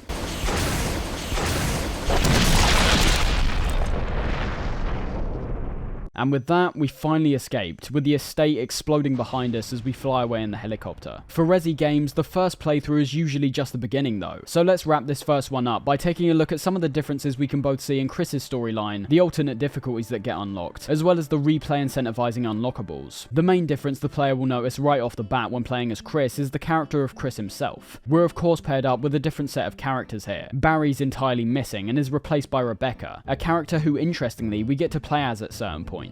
Despite how these paths try to portray the events of Jill and Chris as one cohesive narrative, sort of getting a peek into what the other character was doing while you were playing the first time round, there's too many instances where it just doesn't match up, with key ones being like how when playing as Chris we never get locked up in a cell, and instead Jill does. Chris himself has a far more difficult time getting around the mansion to begin with. He's not the master of unlocking that Jill was, he instead has to find old keys to unlock doors that Jill previously could unlock with her lockpick. You've also got the more limited inventory space obviously, the fact that he starts off with only a knife. But despite all this, there are still some positives to his character, albeit slightly less noticeable. Chris handles weapons better than Jill. His chance for a critical hit is higher, and overall he can aim and shoot much faster. This also applies to his health, having a larger health pool than Jill, meaning that he can take a considerable amount more damage and still be okay. There's also moments like when we acquire the shotgun and activate the trap ceiling, where without the help of Barry, Chris will simply be crushed. You're forced to replace the actual shotgun with a broken one here, which was still an option in Jill's playthrough, just not a mandatory one. It's overall a much harder time to play as Chris usually. He can't skip any bosses. His inventory will be almost constantly full, meaning you'll have to do a lot more backtracking to the item chest. But it's in no way a downgrade, just a more challenging experience for those who want to pursue it. The unlockables and difficulty settings play into each other here, and I'd say overall the remake, despite not having all the features of the original game's unlocks, definitely incentivizes the player more to try out some of the other difficulty modes and play as the alternate characters. The original still has a lot to offer though. If you get the good ending, you'll be given the closet key, where upon replaying you can access a special room to change into a different uniform. You've also got the more hidden unlocks, such as being given access to the rocket launcher by completing the game without saving once, and even a rocket launcher with infinite ammo if you manage to complete it under 3 hours. The strangest exclusion from the remake, however, is the removal of the battle mode, unlocked immediately after beating the game for the first time, and basically setting up the series' most notorious alternate mode, which would come to be known as the Mercenaries mode. This mode is all about the combat and how fast you can eliminate the enemies, not working as a cohesive experience like the main game, but putting you into several arenas where you have to kill all the enemies within them to progress to the next stage. The coolest part about this is some of the different versions of the enemies we come up against, being able to battle a golden tyrant by the end of it, whilst also stumbling across a zombified Wesker who takes a large amount of damage to put down. It's basically a boss rush, but with small moments in between where you can reorganize your inventory, as well as the rooms with just standard enemies in. It's important to note, however, that this mode was not in the original game, and was only added to the versions released on the Sega Saturn as well as the director's cut. As I discussed much earlier, the remake also has the alternate costumes we see, but upon completing the game, we're given access to these apparent prototype features that were initially going to be included in the original game. For what reason, I'm not really sure, but they do present a significantly different experience if we choose to play with them. This is because it changes two of the most substantial elements of the core experience, making all the chests in the game individualized, meaning that you'll be needing to have even more consideration towards which items you're taking with you, and where the most appropriate place to keep them is. And also the fact that weapon aiming is completely manual, which for me seems like a much too frustrating experience to be enjoyable, but that's just me. I still think these inclusions are excellent, as I know there'll be people who'd be very interested to see how they switch up the game's dynamic. There's also two other modes which get unlocked here, called Dangerous Zombie and Invisible Enemy, which go away from the idea of the battle mode and instead bring these elements back to the main experience, with the self-explanatory Invisible Enemy testing the player's knowledge on where all the enemies are placed throughout the game, and the Dangerous Zombie mode creating the idea of an untouchable threat that you need to avoid at all costs. A very important idea to create when heading into the game's sequel. So we've reached the end of the first Resi experience, and looking away from the remake, which is so good in every aspect that it could be re-released in 10 years time and still be better than most games that are being released, the original still holds up incredibly well. I still have this association with the PS1 where although there's tons of games I enjoy on the system, the main ones being the obvious Crash and Spyro, but also ones like MGS, Spider-Man and Silent Hill, I won't lie, just because of aspects like the graphics of these and how they all controlled, I think they have reached a point for me where they're all seen as inferior, and with the recent wave of remakes which the gaming industry is attaching to, that's become solidified with tons of older games. If the foundation's solid, it should be quite hard to mess up, looking at you New and Tasty. During recording, this was my first time going through all the originals, and I admit I was incredibly shocked at how good aspects like the combat and navigation were. The mansion's layout is different of course, but the satisfying interconnected nature of it is all still there. The shooting system might not be the most satisfying thing in the world, but the purpose it serves here is perfect in my eyes. And linking that with the movement, I still admit it's very clunky, something which the remake fixes to a certain degree, but it still works in the context of the game. There's people who like to speculate over if the tank controls were an intentional decision to make your encounters with the zombies even more frantic, but I just don't believe that though, as ultimately once you get to grips with them, it's almost identical to numerous games I've played on the PS1 already. I think it was just the best control system they can employ at the time. And I don't even really need to mention how much the remake comes out on top here. There's basically no new negatives that come as a result of it. I see it as an improvement in every aspect possible, which does make the original somewhat void, but for true fans of the series, I still think out of appreciation for the series as a whole, you should definitely go back and play this original version, at least to get a grasp on where one of the most popular game franchises started from.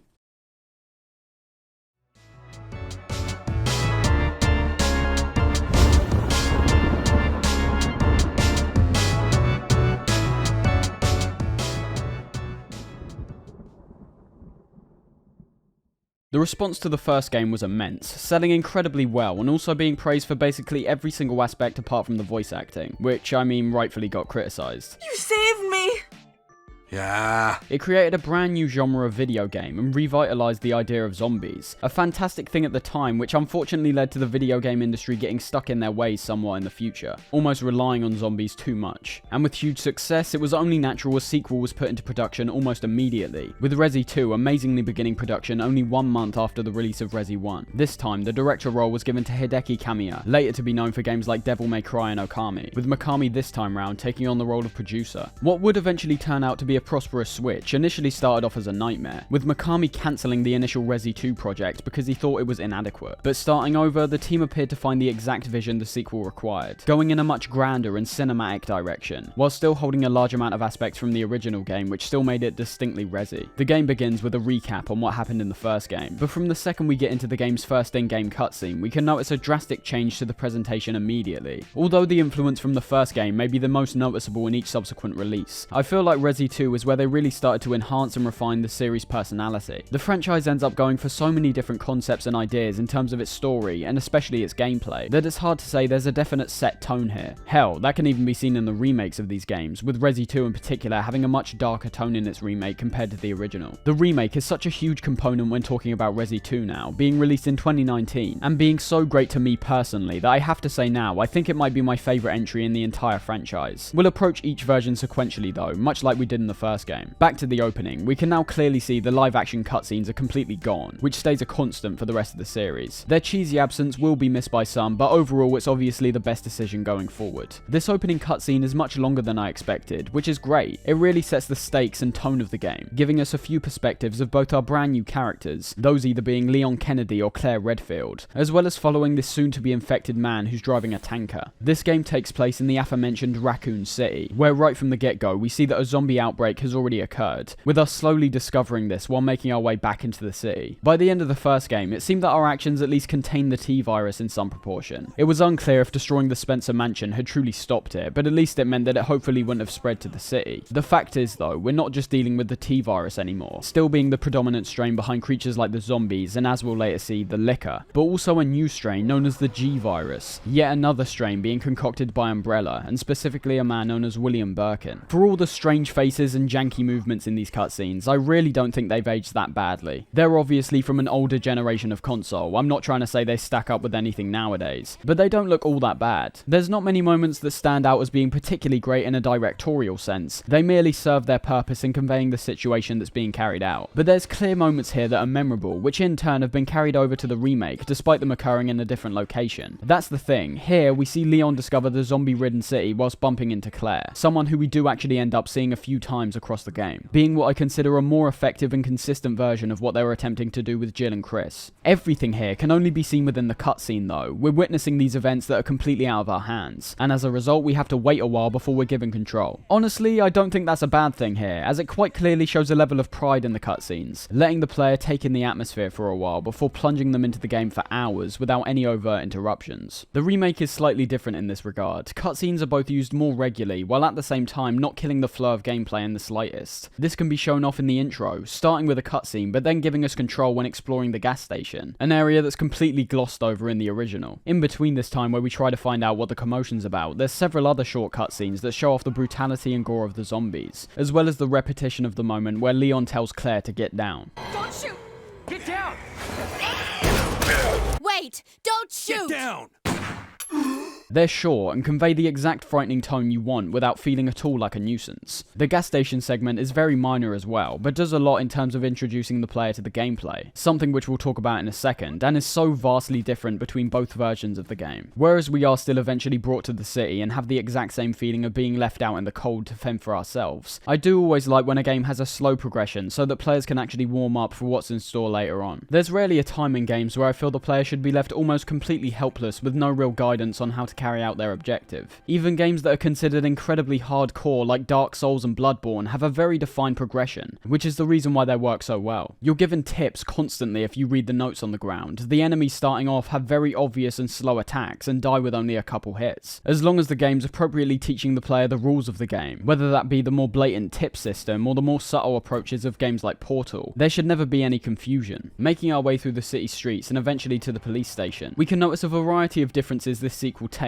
which is our first real taste of the Resi games going into a more action-oriented direction, compared to pure survival horror. We aren't wandering around and closely observing our surroundings here, but instead making a mad dash towards any kind of safety, while tons of zombies are trying to eat our flesh. The remake does try to emulate the classic zombie turn from the first game when we see it rip apart the sheriff, but I almost feel there's no need for that here. The reason I think this is that in general you're now seeing zombies more often. The threat of a singular zombie in the first game was fear-inducing because it's the first time we came up against one, but now tons are being shoved in our face right from the get-go. It's almost like individual zombies aren't the threat anymore, but hordes of them are, which feeds into other aspects of the gameplay we'll talk about in a sec. The environment of the city emblazed in fire looks great in both versions for each of their respective platforms. The PS1 version on the whole has a lot more clarity to its textures this time round. There's not as much obscuration and pixelation, even despite a lot of the same rendering processes still being clearly used. They're what I would consider to be top of the line at the time, and add to that the numerous zombies which are scattered around, donning different clothing depending on if they were civilians or the police. And you can start to see how getting this onto the PS1 must have been quite the technological feat, especially when considering the clarity once again. Nothing's being hidden here, whereas games like Spider-Man or Silent Hill had to purposely obscure the scenery so the game could run appropriately. Our comparisons to the remake will be even more interesting this time round, as the structure of events which take place here can sometimes be shifted quite significantly. A key example being the encounter we have with the gun store owner at the beginning of the original. This doesn't happen till much later on and leaves a far greater impact when we get to it, having a little self-contained narrative involving the store owner and his soon-to-be zombified daughter. Looking at our environment here is truly jaw-dropping. Aside from the obvious graphical upgrade, I love the additions of the rain effects here. It bolsters the atmosphere for the game overall due to it being a constant whenever we go outside. And particularly the reflections we see from the surrounding cars, and most noticeably our character's hair and clothing, looks great. If I wasn't already aware of what Resi 3 attempts to do with this city environment, I would arguably be asking for more of it in both versions. The chaotic nature of traversing through this utterly destroyed city environment while getting hounded by tons of zombies is fantastic. We'll see though, raining in this segment was debatably the best decision they could have done. It effectively conveys the turmoil Raccoon City's fallen into, and then swiftly puts us back into a more tightly constructed environment akin to the mansion. What I'm talking about is the police station, basically this game's version of the mansion, being the largest and most detailed area in the game, which we'll be exploring for a substantial amount to begin with, and then returning to it a few times when venturing further out. So I think there's no better place to start than the gameplay, and as we're talking about the remake too, we've definitely got a lot to dig into here. Starting with the original, there's not many changes here to the core gameplay from anything we saw in the first game. It's still very much in the realms of how survival horror had been defined during this period, meaning the same inventory management, ammo conservation, and close encounters with enemies are all still here. The item chest and typewriters make a return, which means safe rooms are also fairly commonplace throughout our journey, once again being a place which is all revolved around letting the player take a break, as well as listening to the fantastic music, this time though being considerably more tense and dour.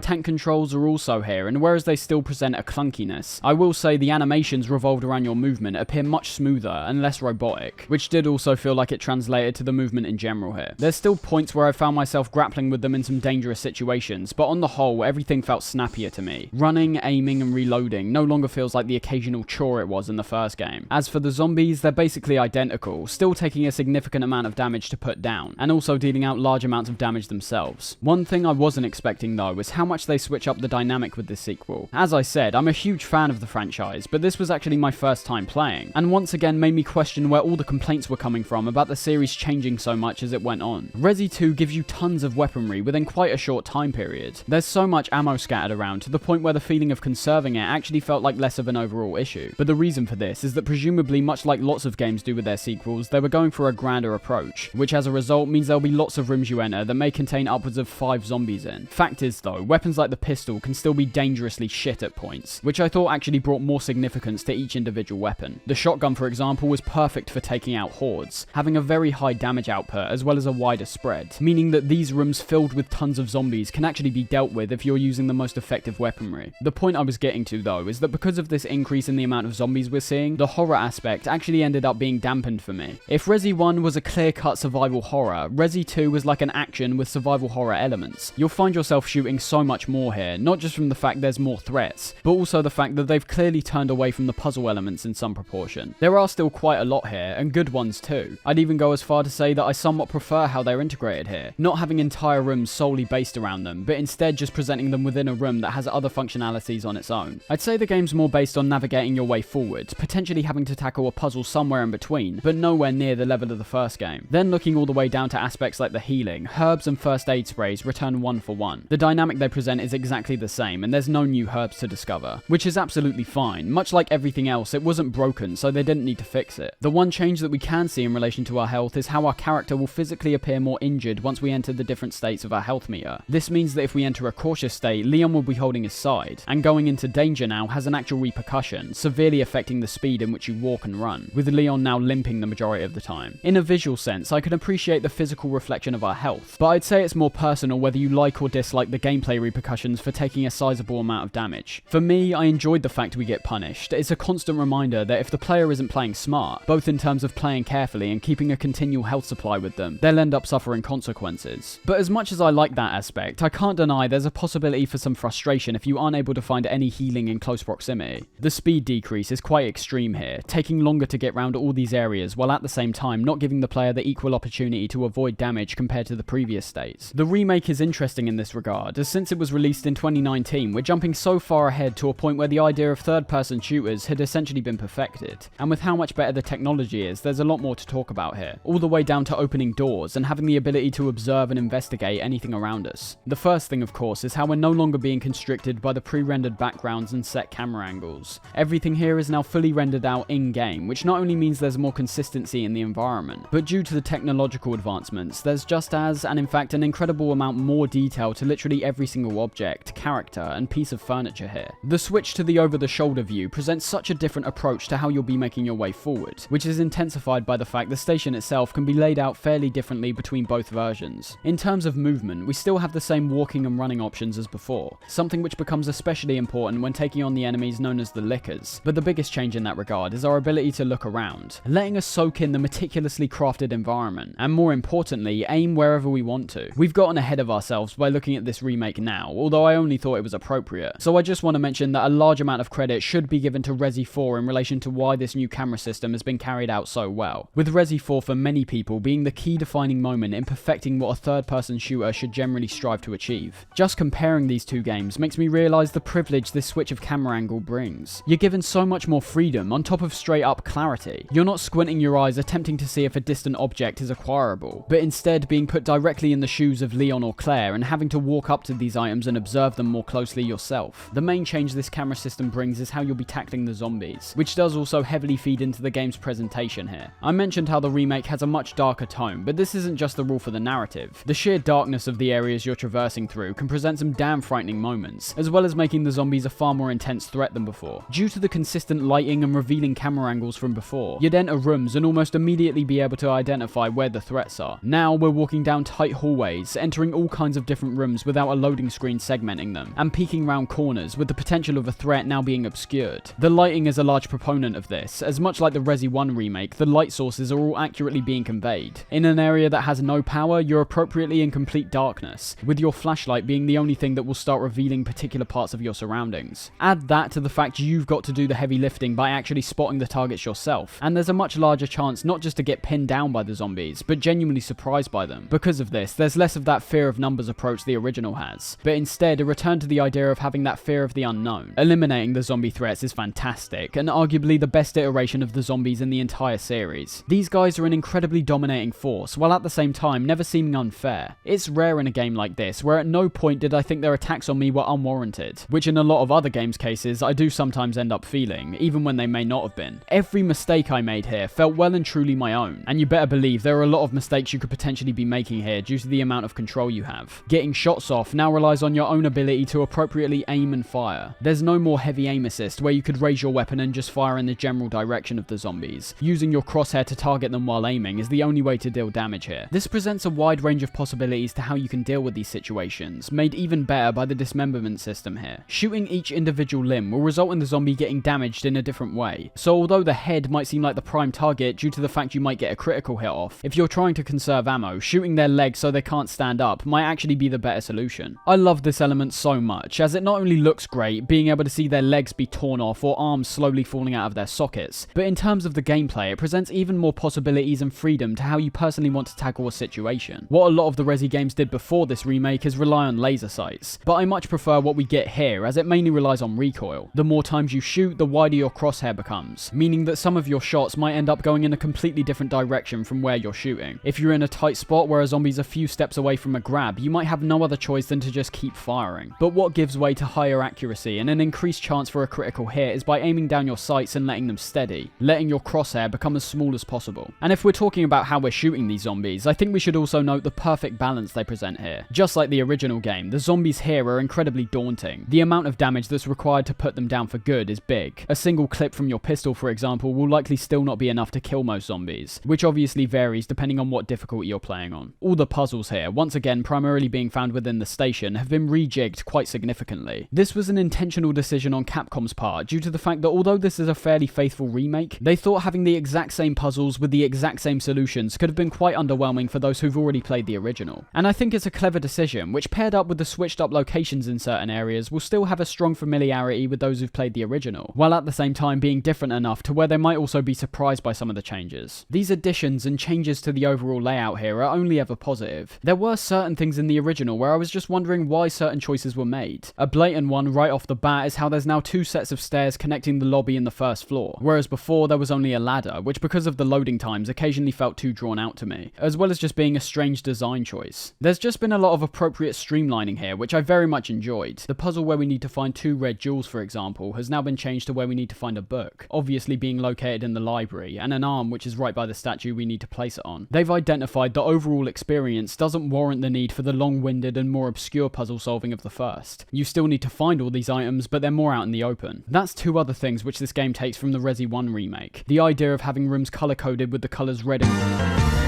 to tell the player if there's any lingering items in rooms you've already explored, and also the defensive items. I do like the approach of the defensive items even more here though. They've got a wider range of purposes outside of solely saving yourself from a grab. You've got knives, frags, and flashbangs, all of which you can now equip yourself and use whenever for a variety of purposes. You might preemptively be saving yourself from any potential damage, while at the same time taking out a few more surrounding zombies in the process. Or you might be saving them for one of the boss fights in the game, due to the Flash's large stun ability or the heavy effect the frags cause. The one thing I do think got majorly overlooked though is arguably the coolest thing about the original Resi 2, and that's the zapping system. This was a mechanic that played off the A and B routes of the game, a brilliant and more fleshed out version of what we saw in the first Resi. Whereas that version was going for this idea, it faltered somewhat due to how similar both playthroughs were, as well as having certain events in each version not line up at all. Here, they've got the idea pretty spot on, playing through the game first as either Leon or Claire, which is known as their A scenario, and then after completion, being given the chance to play the alternate character's B route, which leads to some fairly substantial differences in relation to the overall progression, as well as where both scenarios take you, with both of them still treading over the same areas as the first time round, but having you enter a variety of different locations than before. It was genuinely impressive to me, but in the remake, this has basically been completely removed. The differences in both these scenarios are almost identical, regardless of what character you're playing as, with the biggest differences stemming from the endings, with the B scenario being known as the true ending, and featuring some new bosses along the way. That's the difference between the original and remake, as in the first version, the differences were clearly noticeable. You weren't approaching things in the same way as the A scenario, with certain puzzle solutions being changed and having you gain access to parts of the station at different times. The remake is more minor in that regard, with puzzle solutions being changed, but only slightly. A good example of this being the medallions we need to acquire. The first time we simply acquire a notebook, and our task from that point is revolved around tracking down where these medallions actually are. Whereas in the B scenario, you've likely already retained that knowledge, with the notebook now being torn, now requiring you to find a separate scrap to get the solution for the final one. I won't list off all the changes that occur in the original, but the most impressive ones to me were revolved around the items and the enemies. When entering the weapons locker, you're given a side pack and a submachine gun. However, upon picking one of these items up, you're told by the character they'll want to save one of these items for their partner. However, you're also not blocked from also picking up the other item, meaning that in the B scenario, when coming back to the weapons locker, there'll still be some ammo floating around. But if both the submachine gun and side pack were picked up during the A scenario, they'll be gone, in turn making the experience slightly more difficult for whoever you're playing as in the B run. The other one I also liked was the cord we can find in the A run, being used to lock down one of the hallways, which eventually end up spewing out some extra zombies. The cord isn't able to be found during the B run, so if you don't use it the first time round, these reinforcements are inevitable, which could have otherwise been avoided. There's apparently 9 of these zapping instances which can occur during the game, all of which have unfortunately been stripped out from the remake, which along with the non-substantial story changes leaves a lot to be desired compared to the original. Overall though, for both versions, they're both tapping into their roots in the best way possible, and although the remake now has this more action-oriented approach to the gameplay, I think it actually ends up being much closer to the idea of survival horror than the original, which for me, I think does come down to aspects like the switch perspective. I felt like I was being given so much ammo in the original because of how many potential threats there were. The devs clearly knew that you could use more instinct in the remake because of the different effects that can occur when targeting separate body parts, but the original, still being stuck with the locked camera angles and distant perspective, meant that taking out zombies once again came down to either putting round after round into them with a pistol, or trying your luck with a shotgun blast to the head. They're two approaches that seem wildly different on the surface, but it's the balance which makes it so the remake retains the feeling of the original. So coming back to the start, our objective is to simply escape out alive, but it becomes apparent fairly quickly that things aren't going to play out in a straightforward fashion, leading us to first take a tour around the station to both collect supplies and also note down certain areas that we'll need to return to with key items later on. I've managed to finally identify why I always had such a tough time with the PS1 versions of these games, and that's because they really do leave you up to your own devices. The Resi 1 remake was exactly the same in this regard, which is also why when I played it for the first few times I basically gave up, because after a certain point I was completely lost. That's where you can start to see true evolutions in the gaming landscape in general. It was very rare during this period to have any kinds of objective markers or reminders, no matter what game you were playing. They left a lot up to the player and hoped they'd understand a way forward. In this game, for example, your task is to escape, but it's obviously not as simple as that. Our escape will eventually lead us to rooms filled with zombies and puzzles. We can't just walk out the front door. In regards to that though, and more specifically the pacing of this opening segment, I think it's great. More events occur in between to inform the player they're heading in the right direction, starting off with the discovery of the soon-to-be zombified Marvin Barana, and then when exploring the station's hallways, the introduction of the lickers.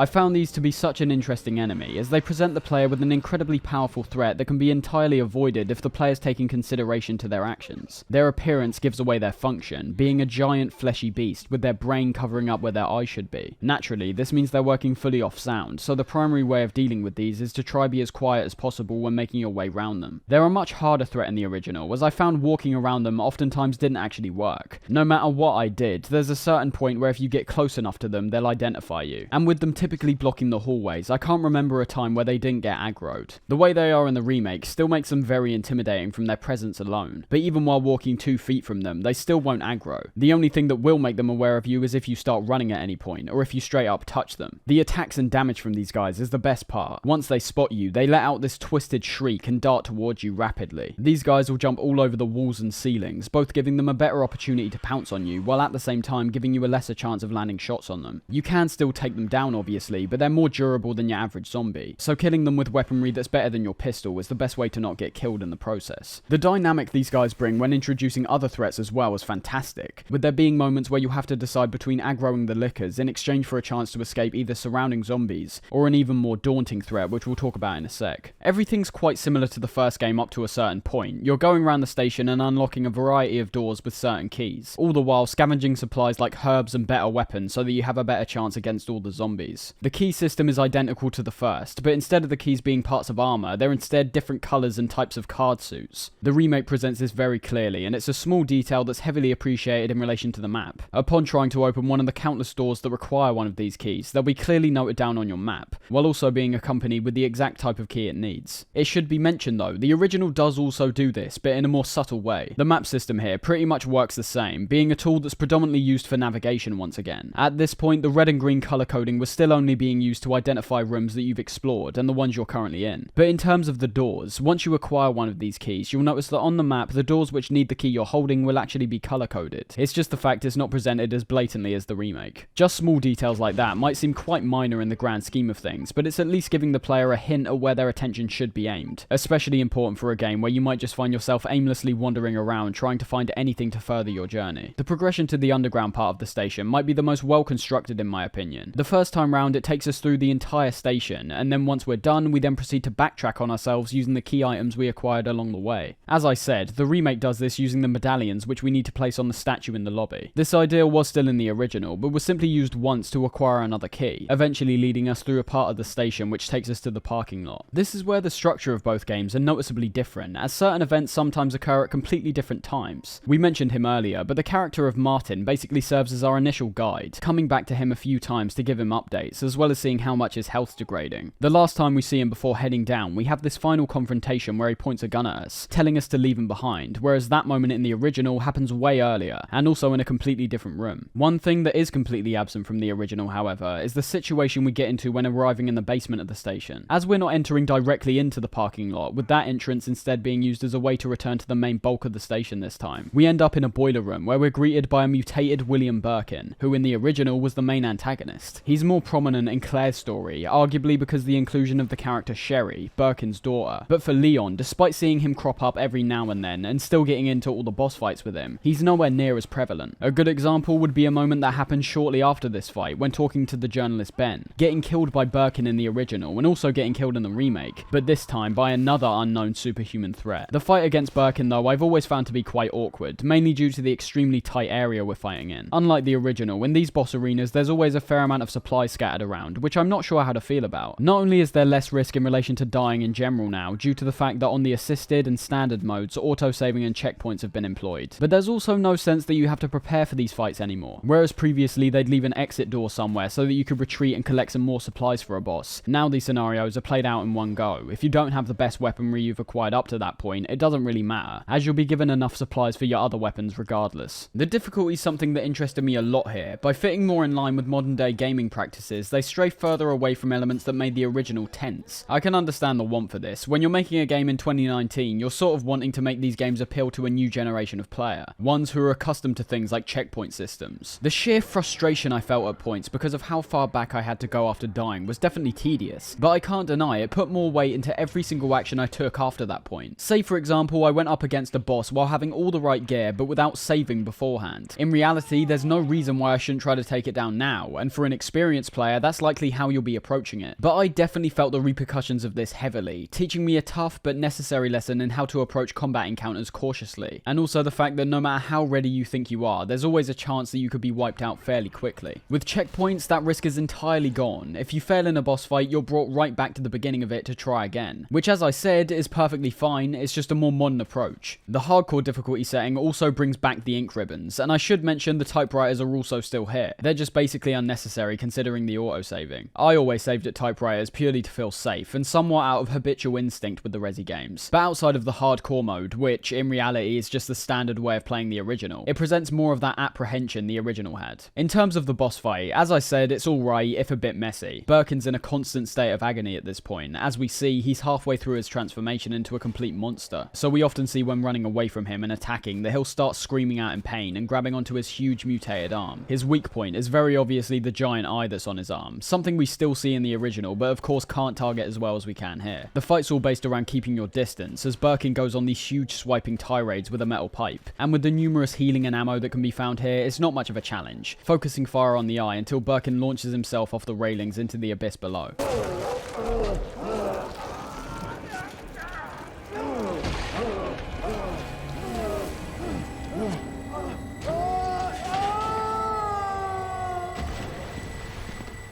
After our encounter with Birkin, it's time to head into the parking lot, the moment which reintroduces the dogs and also the introduction of the character Ada. Hey! Who is that? Stay sharp. Ada's an interesting character in both versions, as not only does she act fairly different in the remake, giving Leon a much harder time earlier on, which works more effectively in terms of her character development later on, but her motivations are also entirely different. We discover in the original that Ada's on a search for her boyfriend.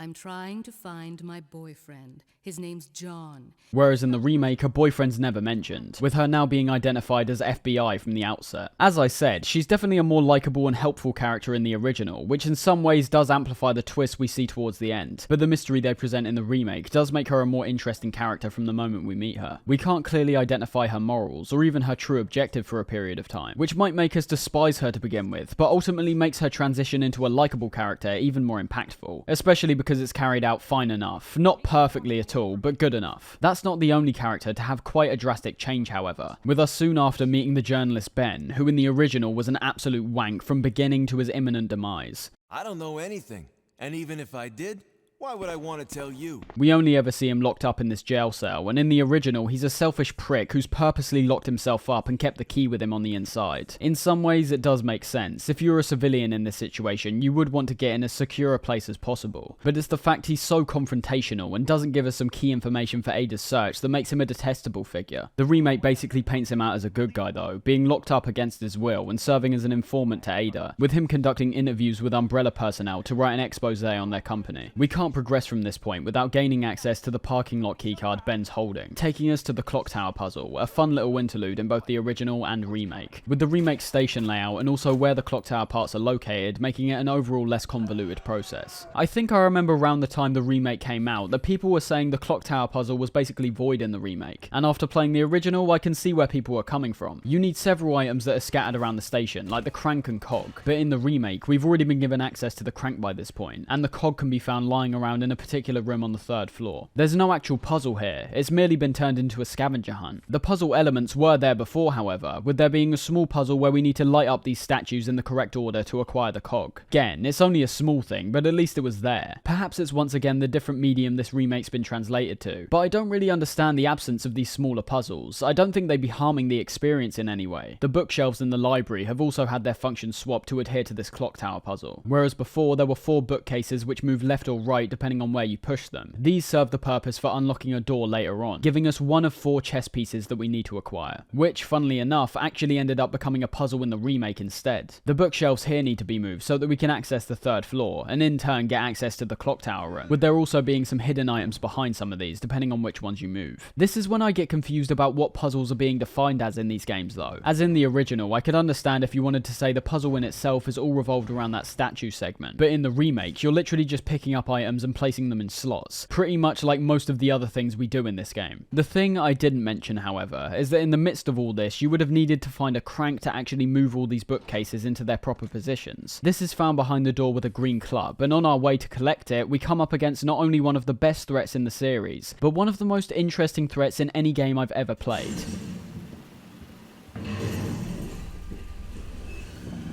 Jesus Christ!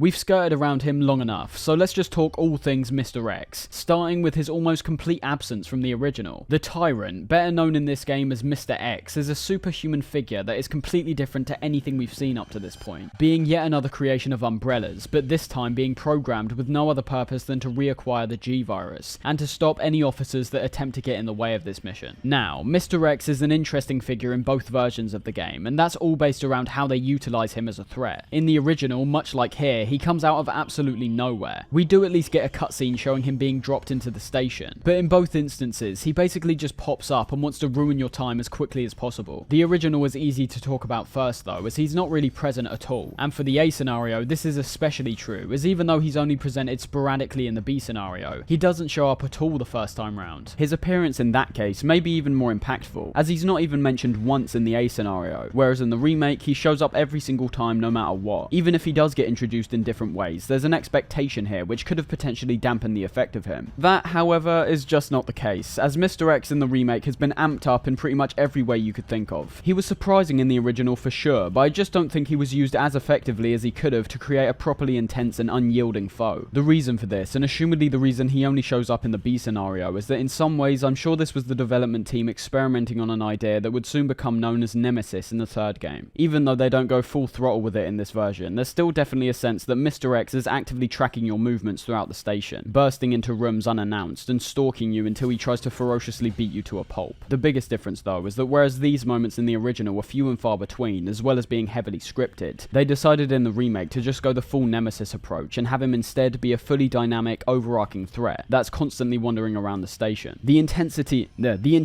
and fear this brings is massive, and the fact he's brought in at the exact point where the player may have just been getting comfortable is fantastic. It throws a spanner into the works in a way that I would have otherwise thought would be impossible. First off, the sheer scale of the guy is daunting enough. The way he menacingly stomps towards you while also picking up in pace if you try to run away is so intimidating. Funny enough, it's his footsteps that can debatably bring more fear than the man himself, rattling and echoing in the distance when you're just trying to get on with things. A constant reminder this big beast is in generally close proximity with you the entire time.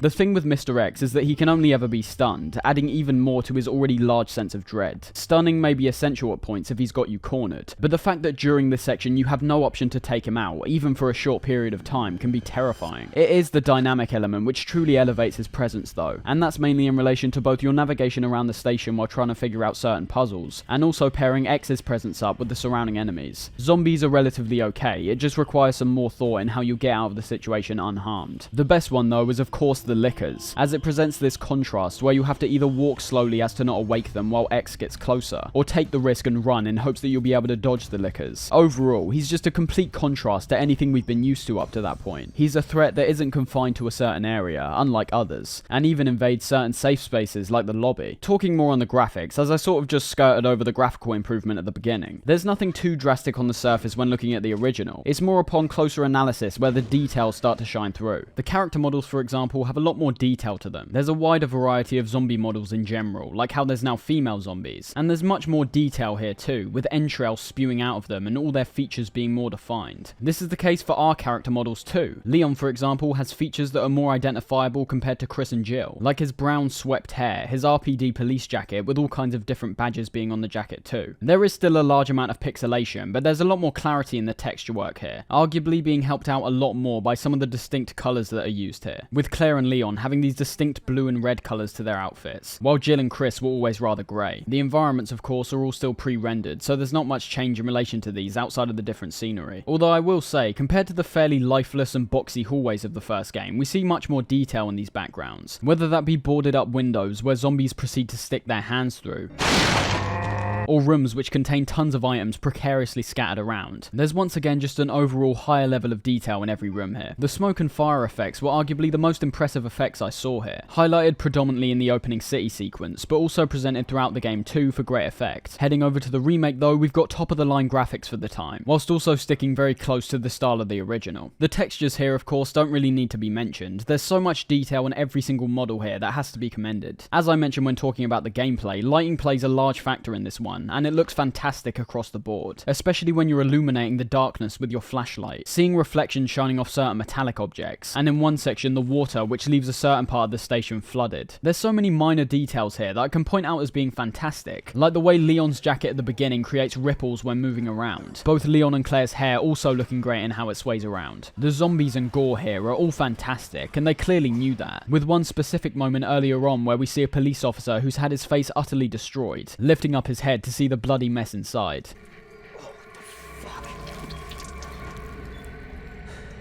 Every enemy we're accustomed to in the original has obviously had to be completely redone, albeit very faithfully. It should be said though that while there are a lot of enemies that make a return from the original, enemies like the crows, spiders and the moth towards the end don't, and I'll be honest, their absence is not felt in the slightest. The crows were always annoying, hard to kill, don't deal a substantial amount of damage, and to be honest, having angry crows pick at you just felt too arcadey to me. Yes, even in a game with zombies and brutes like Mr. X. The spiders and moth too are just strange inclusions at this point. The spiders at least get a pass considering they were in the first game too, but they definitely act more similar to how they do in the first game's remake, just aimlessly wandering around on walls and ceilings and not really being a threat in the slightest. The zombies though have a full-on gore system, being both grotesque and satisfying. We of course saw the dismemberment earlier on, which looks great, but just shooting raw lead into all different parts of their body reveals all the guts and bones underneath, adding quite a lot to the idea these zombies aren't a foe to be played with lightly. Once we're done with the clock tower puzzle, that also being the segment where Mr. X torments you the most, we would have acquired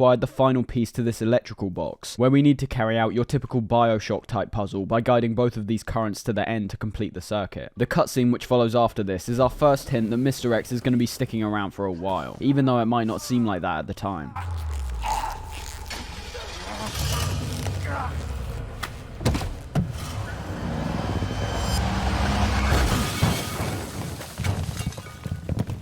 Ada once again saves us from a dangerous situation, and in turn seemingly wipes out X in the process. This takes us to a short outside segment, something which is completely absent from the original due to the fact the main function of this was to transition us to the sewers, while at the same time having a minor but impactful moment in between where we come across the gun store owner and his daughter. It's moments like this where we can start making comparisons between both of the game's dialogue, as here we're forced into a segment where we can't progress on our own accord, and instead have to follow Ada as she slowly walks forward. I really don't like it when games do this, as although it would feed into certain aspects I usually praise, like letting the player soak in the atmosphere for a while, I believe if you're trying to do that, you should really present this stuff in a cutscene instead. It's not a big criticism with these games, as overall they are largely gameplay focused anyway, but I always feel like restricting the player while they're in control never bodes well. It'll annoy those who want to get on with the experience the first time, and further burden those who are replaying the game for the second. In terms of the dialogue, however, the original saw a drastic upgrade in this regard. There's no reason for us to stay any longer than necessary.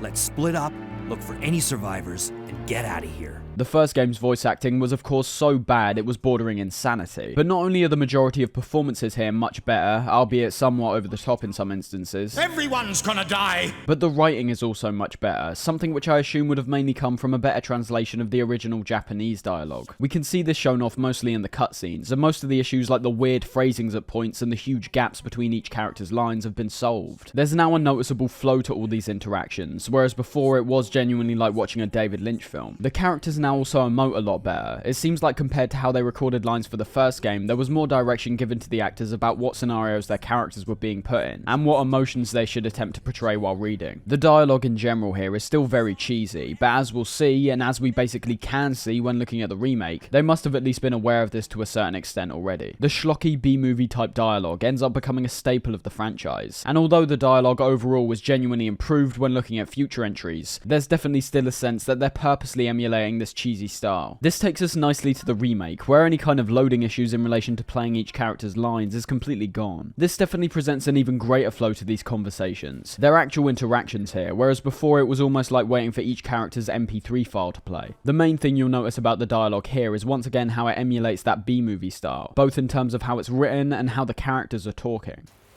How are you doing?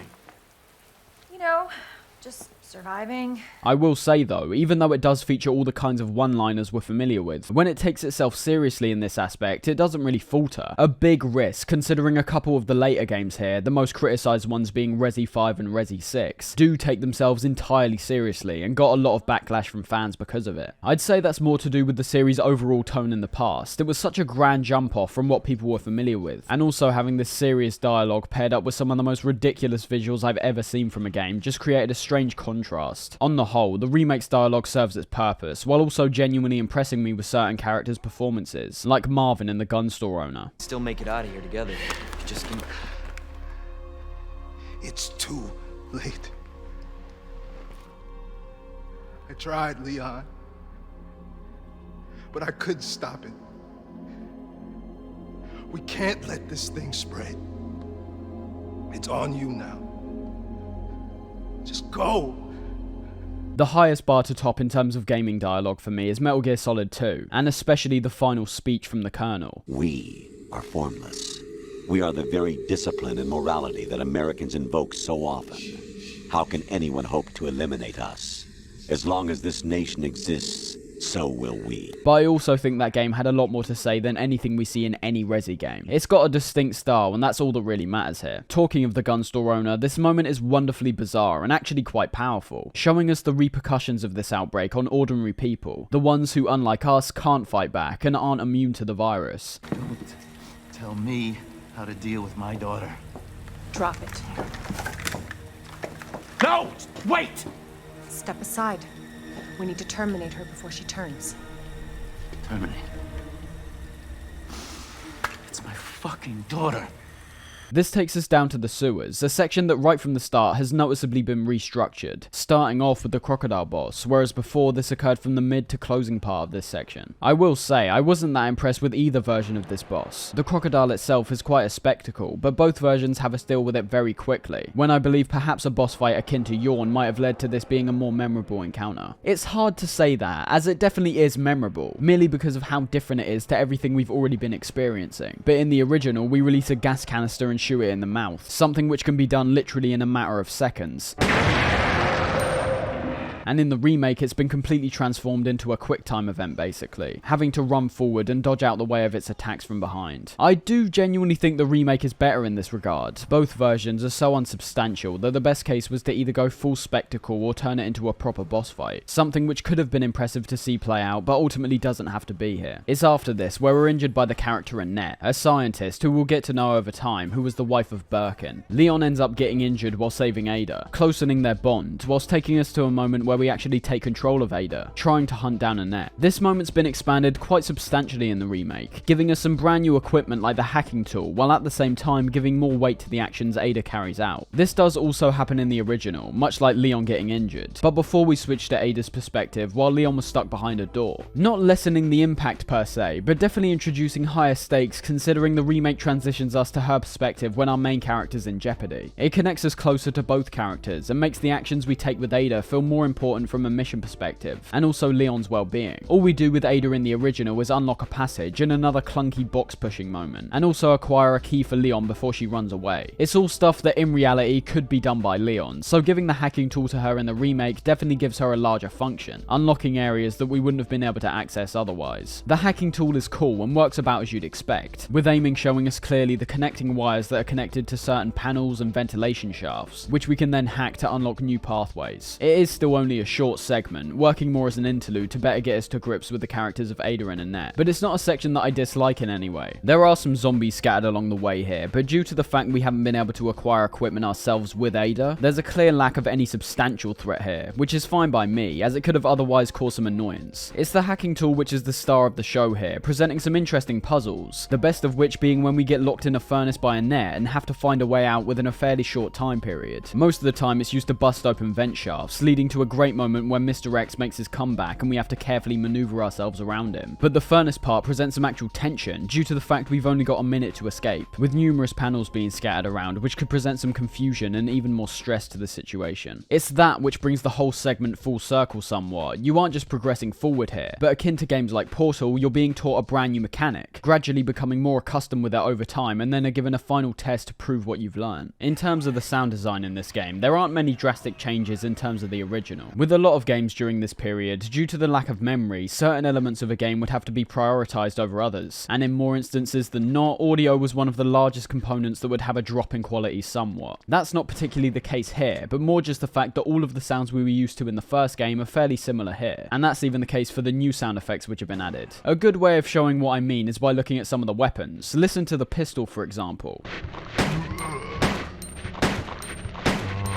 It's a different sound, but much like the first game, it's a stock sound that has no variation. No matter how much you're shooting or where you're shooting from, the gun still sounds exactly the same every time it gets fired. That's not to take away from the soundtrack, however, as it's a component that still does end up enhancing both the intense action-oriented moments and the more chilling, frightening ones. All of the music here is just as iconic as the first, once again working primarily off recurring themes, which come back when you enter certain areas. Standout ones are of course rooms like the safe room, with its desolate and haunting piano passages.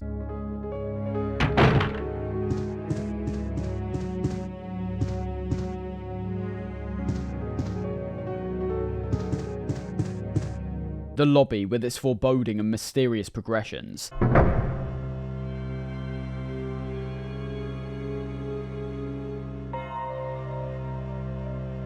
And even the theme that plays when you're simply exploring the first part of the station.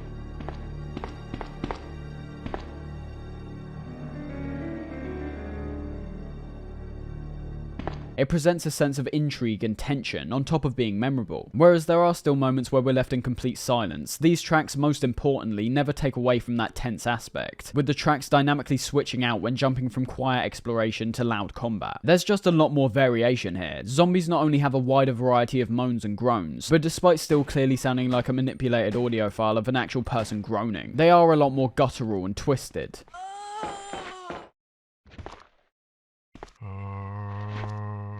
The weapons too have a lot more bite to them, even despite the fact we arguably see just as many overlapping sounds here. The pistols being the worst on this front, as they all sound pretty much identical. Weapons like the grenade launcher, shotgun, Mach 11, spark shot, and especially the Gatling gun sound like dangerous pieces of machinery. Jumping to the remake though, the sounds haven't just been improved in terms of the quality obviously, but the role they now play is much larger because of some of the brand new additions to this version, which as a result draws the player's attention to the sound design even closer, hopefully garnering an appreciation for how it perfectly merges with the scene in the process. The main thing I'm referring to is once again Mr. X. The sound effects everywhere else are stellar, as you could expect. Guns are all varied and have a noticeable snap and punch to them. The sounds of the zombies and the numerous bizarre creatures we come up against also have a wide range of sounds, all of which being menacing and repugnant in the best ways. And with the improved hardware, we also see more dialogue in general, not having to bring us into a segmented cutscene, but instead having our characters talk quite frequently, either to themselves or surrounding characters while still playing. It's Mr. X though, as well as the Lickers, where sound can become vital, and they ace it in this regard. Due to us wanting to avoid both of these threats at all costs, they've purposely added sound cues to both of these enemies, with the Lickers making all kinds of growls and screeching sounds to make you aware of their presence from the second you enter a room, and with Mr. X's footsteps reverberating throughout the station, which if you're wearing headphones or have a good set of speakers, will actually mean you can identify where he's located and how far away he is from the sound alone. Overall though, it's fantastic